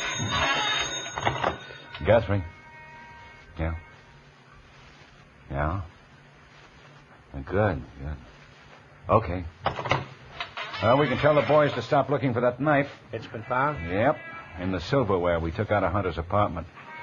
One of the butcher knives has his blood on it. Somebody tried to clean it, but there was enough rust pits to leave a little blood for the spectrograph. What does that mean? It means you're still in a lot of trouble. You were identified by 2 people who swear they saw you in that building. Okay. What? I was there, but I didn't kill him. Well, he's not dead yet. Well, I didn't stab him. If you think I went up there to knife Hunter, would I have gone in by the front, talked to the janitor, and let somebody else see me? Well, might not have been premeditated. It was Hunter's butcher knife. That kind of indicates that it wasn't premeditated. I didn't go up there to stab him. He was already stabbed when I got there. Well, then why did you leave by the fire escape? Because Hunter was on the floor bleeding. When? When I got there. How did you get in? I walked in. The door was open. Why didn't you call the hospital? Got scared. You blame me? Besides, he looked good bleeding. Why didn't you tell us this when we brought you in? Are you serious? What do you think? What time did you arrive at Hunter's? Around 5:15. See anybody? Just the janitor. How long did you stay in the apartment? Just long enough to look, and then I beat it out on a fire escape. You expect us to believe that? Look, it's the truth. I tell you, I walked... Guthrie? Yeah? Oh. Uh-huh. Well, keep with her. Yeah, Ben. Come on in here and get Pierson. Right. We'll have another talk later, Pierson. Okay, but I didn't stab Hunter. You're in a spot. You got to admit that. Yeah. Okay, take him down. Let's go, Pierson. Okay. Matt and I are going out for a while. We'll check in. Okay. Say, that last phone call. Uh-huh, Crockett. He's been tailing Helen Roberts. Yeah. She got in touch with some man at 665 North Lincoln. Yeah? Crockett talked to him. He's been running an advertisement for people to drive to California with him. Told Crockett that Helen Roberts paid him $20. Supposed to leave with him tomorrow morning. You think maybe... I don't know. She told us she gave Hunter her last $20.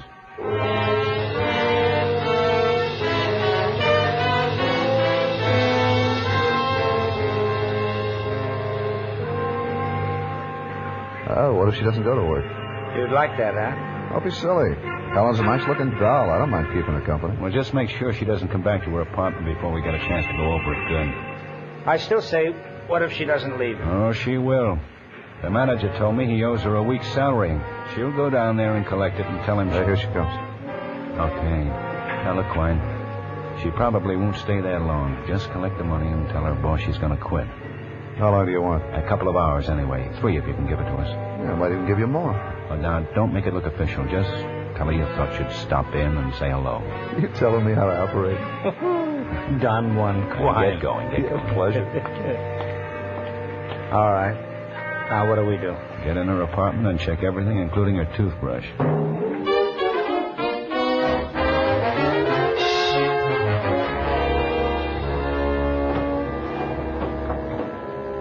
You know, it sure would have been a lot simpler if we knew what she had on that day. Now collect everything. Shoes, dresses. Hey. Huh?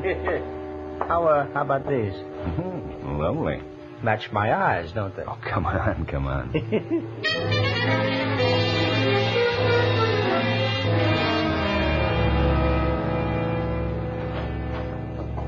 What's all that stuff? You look like you've been to a sale. How long will it take you to go over these clothes, Evans? For what? Blood. Michael Hunter's blood. Go through all this? Yeah. Check the shoes first. Hunter bled a lot, and she just might have stepped in some. Who's she? A blonde named Helen Roberts was in the apartment. Well, Ben, there's a lot of stuff. How long? Maybe an hour, maybe more. Okay. These would look nice on you, Matt. That's what I said. Match your eyes. See, Ben?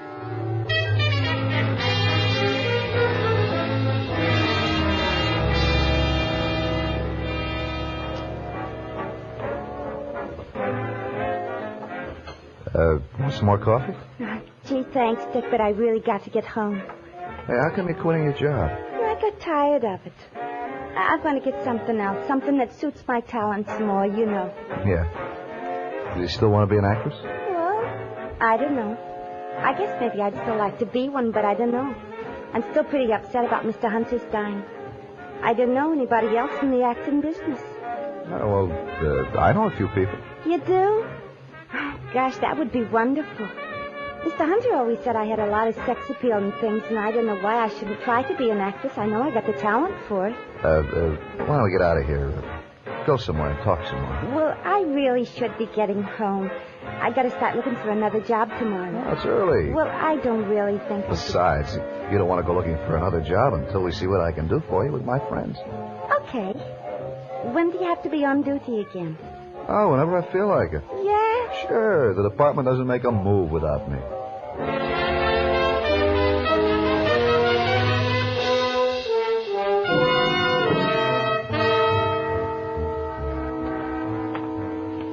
Nothing on these.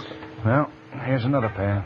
You know, I was just thinking, if Quine didn't do so well and Helen went home, she'd probably call robbery and we'd get arrested. What makes you think this Roberts girl has anything to do with this? Well, I don't. Just checking every possibility. I think Pierson's our boy. No, I don't think so. He had a good point when he said he'd have been foolish to walk in the front door. Well, they could have figured that one out ahead of time. Well, if he's going to be that smart, he wouldn't have left the knife around. Oh, I don't think that was so stupid. We just examined those knives on chance. We didn't expect to find anything. Yeah, but we did. Yeah, but it's still smart. Walk in the front door, use the guy's own butcher knife, and put it back in the drawer. That's smart? You don't think he did it? Well, I'll just bet you. How much? You name it. Dinner? Bet. I think you better work up a good appetite, Ben. Now, you find something? Mm-hmm. On the heel of these pumps. Here, take a look. I'll get it. Here's a sample of Hunter's blood. Uh-huh. Yeah? This is off the heel. It's the same type. Well, how you doing? I see. Where? Well, Okay, just a minute. Ben. Yeah? It's Quine. He's in some Chinese restaurant. With a girl? Yeah. Well, tell him to bring her in. Right. Bring her in, Quine. Okay. He says you'll be glad to. She's been trying to show him how to eat with chopsticks.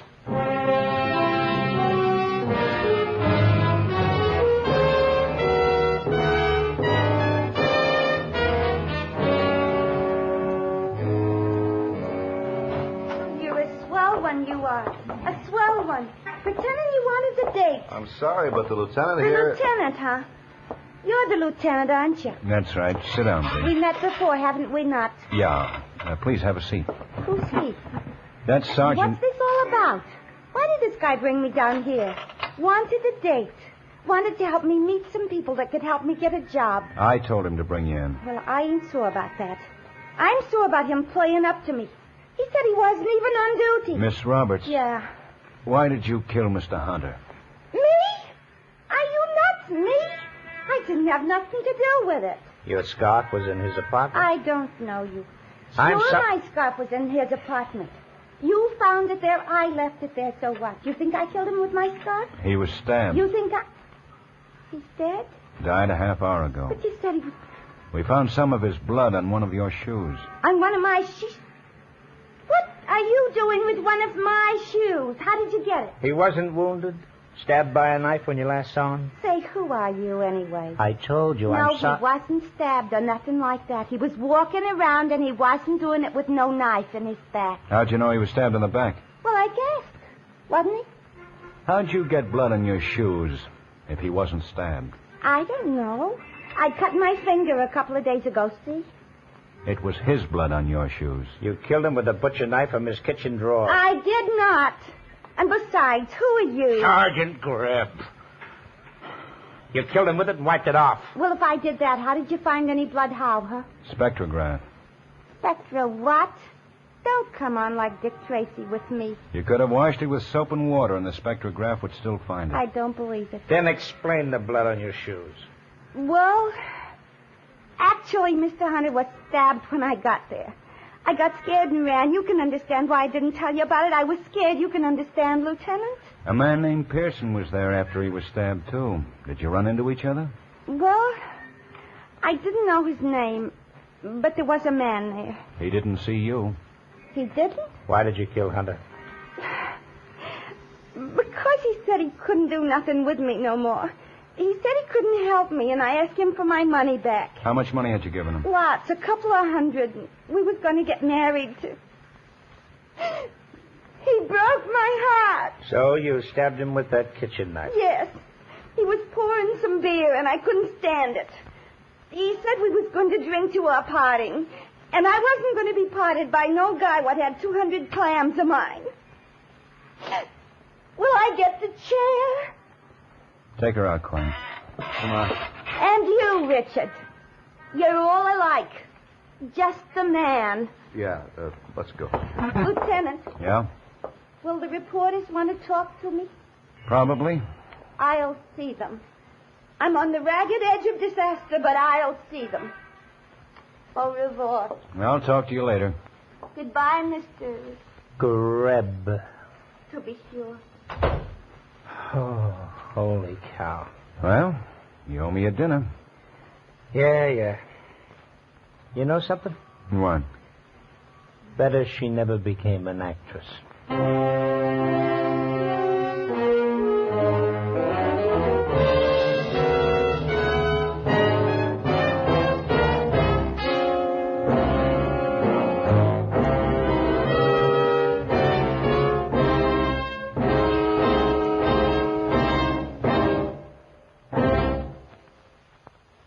The lineup, where before you pass the innocent, the vagrant, the thief, the murderer.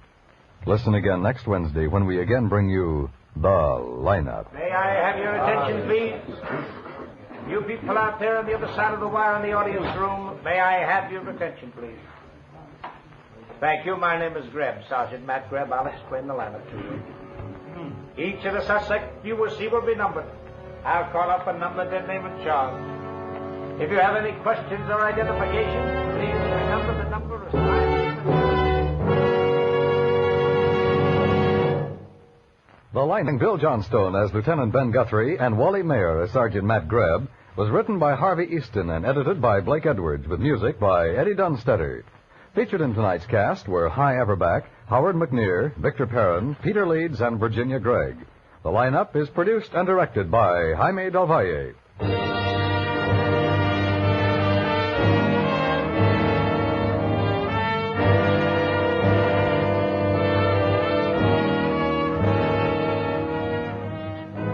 Two heavyweight contenders climb through the ropes tonight when CBS Radio brings you another fast and furious boxing exclusive. It's Archie Moore versus Embryl Davidson in what promises to be one of the slugfests of the new season. Don't miss a single exchange of blows when Davidson and Moore fight it out 10 rounds of heavyweight boxing exclusive tonight on most of these same CBS stations. To say it with music, C. CBS. B. For the best.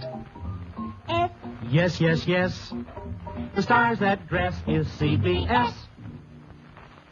and remember, mystery fans can't miss when it's the FBI in Peace and War, Thursdays on the CBS Radio Network.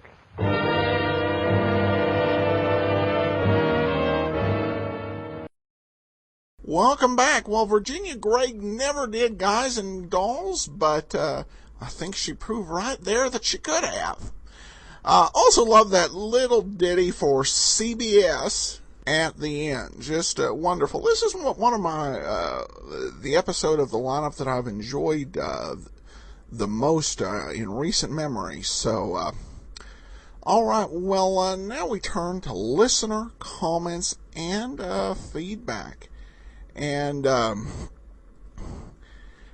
Steven says, I have several of these old radio series on my iPad and iPod and listen to them every night. And also Mary, who sent along the donation, she says, enjoy your shows. Hope it continues. Thank you, from Mary. And it looks like that's in Corcoran, California. Well, thanks so much for your support, Mary. And that will actually do it for today. Join us back here tomorrow, our 950th episode special. We're going to bring you a unaired pilot of a series that could have made it. So join us tomorrow and we'll play it for you, the McCoy. And then join us on Monday for yours truly, Johnny Dollar. And we'll be back here on Saturday with another episode of The Lineup. In the meantime, send your comments to box13@greatdetectives.net. Follow us on Twitter at Radio Detectives. And become one of our friends on Facebook, facebook.com/Radio Detectives. From Boise, Idaho, this is your host, Adam Graham, signing off.